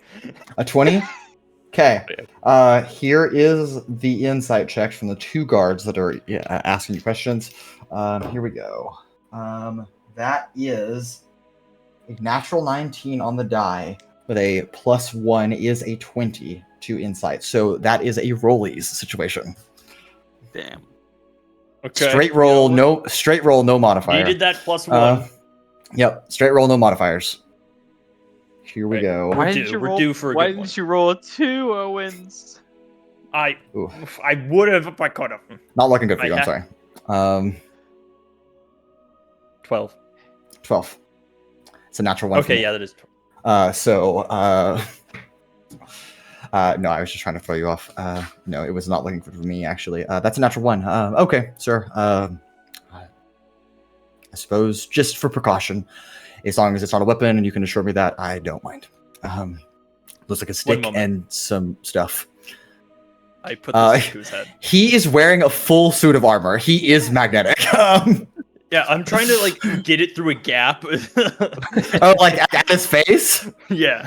Just like you like hit the bridge of his nose, and he is not magnetic.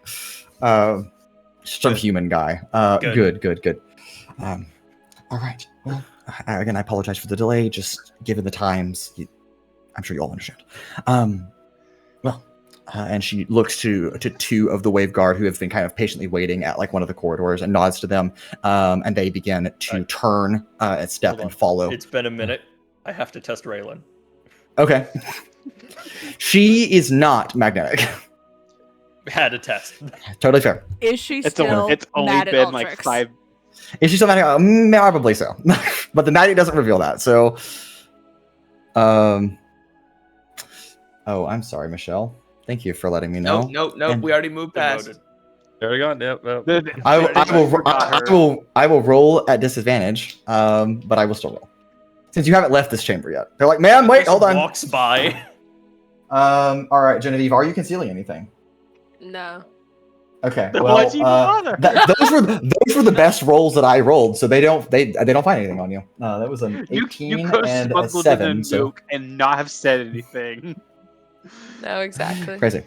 Okay, 2 wave guard, 1 on each side of the corridor, turn Genevieve step and wanted begin to be walking. cutting Yeah, she's like, please pat me down. And all of you follow Relyn Vost, who follows these 2 wave guard into the corridor, and which leads down a spiral staircase. That does, for most of you that have been here before, that is interesting because you do recall the Chancellor's office is upstairs, not downstairs. I forgive the different locations. We have a fear of spies. So we've been moving meetings around at different places just as a precaution. We're going down to the ballroom. So I'm sure it'll be a good place to meet. And following the wave guard's footsteps, Relyn Vost leads you to a set of double doors, 20 feet tall, decorated mahogany with stained glass that doesn't go all the way through but is embedded in the doors, depicting the radiance of basically what is probably meant to be the underwater ballroom that you are entering. The wave guards stop, each grab a door handle and pull the door open. Relyn Vost leads inside first, all of you following footsteps. And inside, you are now atop of the 2nd floor of a massive, expansive ballroom. It is dimly lit at this hour of dusk, I suppose. And I think the first thing that catches anyone's attention when they first enter, as it is by design, is the 50-foot tall glass panes that stand on the opposite end of the ballroom, looking out into water, as this faces the one half of the Union conduit that runs through Oceavester's infrastructure. Vellmon speaks through Shoni. You think they're compensating for something? Probably so. And Go ahead. real quick before we move forward, can I roll for like, I guess it would be insight or something, just to see if they're is any if Relyn Vost is exuding any kind of like nervous energy or Sure. anything like Yeah, that? that would be an insight check. Yes. Okay. Awesome.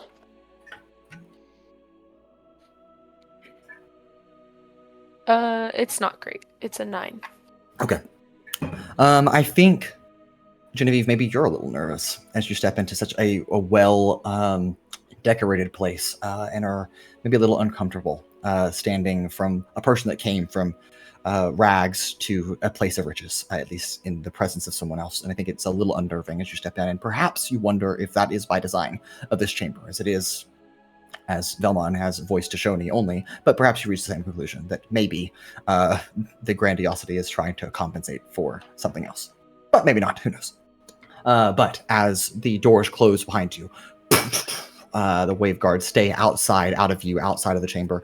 Relyn Vost kind of welcomes all of you. This is the underwater ballroom. It is the beauty of the hidden gem that lies beneath the surface. It's one of my favorite places in the castle. The Chancellor is, she's down there, actually, and gestures to Chancellor Infidin Nomigoth, who is facing away from you currently, and in a position that she looks like she is deep in reflection, looking out the windows, and you can see her reflection on the glass, looking back at her. But all of you step down the split staircase onto the actual ballroom floor. And she, before you get too close, she begins speaking. The Chancellor begins speaking. You know, I find this ballroom to be elegant. I find its architecture to be pristine. In fact, I have many memories of happy faces dancing in this ballroom. People that have stepped into this space. And as she turns to face all of you, I suppose that starkly contrasts to the situation we meet for now, and the gravity that calls us all together. I would The like impending... Sorry. Okay. Okay. I would like to make an inside check. Is she just saying this as like a, hey, this is the history of this place, and now I'm sad to see it turned into this kind of scenario? Or is it she has something hiding behind the facade and is preparing something? Sure, yeah. Insight check would be fine. Alright. Okay, that's not bad. 21? 21. Got anyone? I think as you watch her, you can sense the emotions of someone who is distressed, heavily distressed, given that I think any leader of any nation would be ill-requited in a time of war. And I think directly as you make that insight, she continues by confirming that to you. I never thought that in the peace and prosperity that has existed in the Union of Finere since I could at least remember in the thousands of years that it existed before, I did not think it would be disrupted in my time in office. I apologize that all of us have to meet here on worse circumstances than the last time we met, but it does seem from Relyn's description that all of you have much to inform me of. So I suppose I will get to business. Please, enlighten me on what all has happened in the 4 months that we've been apart, and if you wouldn't mind, who are the 2 new companions you brought along with you? Marek. Genevieve. It's a pleasure to meet the 2 of you. I am Chancellor Infidin Nomigoth, though I typically allow people that know me well to call me Envy, and I do believe, at least Lorem Ipsum, that all of you have probably earned the right to call me that. And if that extends to your new companions, I suppose that shall be it. So, 4 months ago, we spoke of a laboratory that had been uncovered in the outskirts of Hydroxyl'vexen in which you uncover the work of Karamira and the notion of things perhaps occurring under our noses. After that, we parted ways, and I would like you to begin there. What have you uncovered in Provenere, and what have you uncovered beyond it? Well, real quick, just a bit of a precaution, as, you know, again established, Karamira's facility here, the creation of duplicates. If you don't mind, I would like to just kind of holding the rod, make sure you are in the clear. Okay. Sure, I understand. And she kind of embraces the magnetic rod that you extend towards her shoulder. And the magnet sticks. And I would like all of you to roll initiative next time on another episode of Arcane Adventures. But until then, we will see the adventure continue. For now, have a good night. See you next time. What? Don't y'all ever What say did I I get us in trouble. fucking say?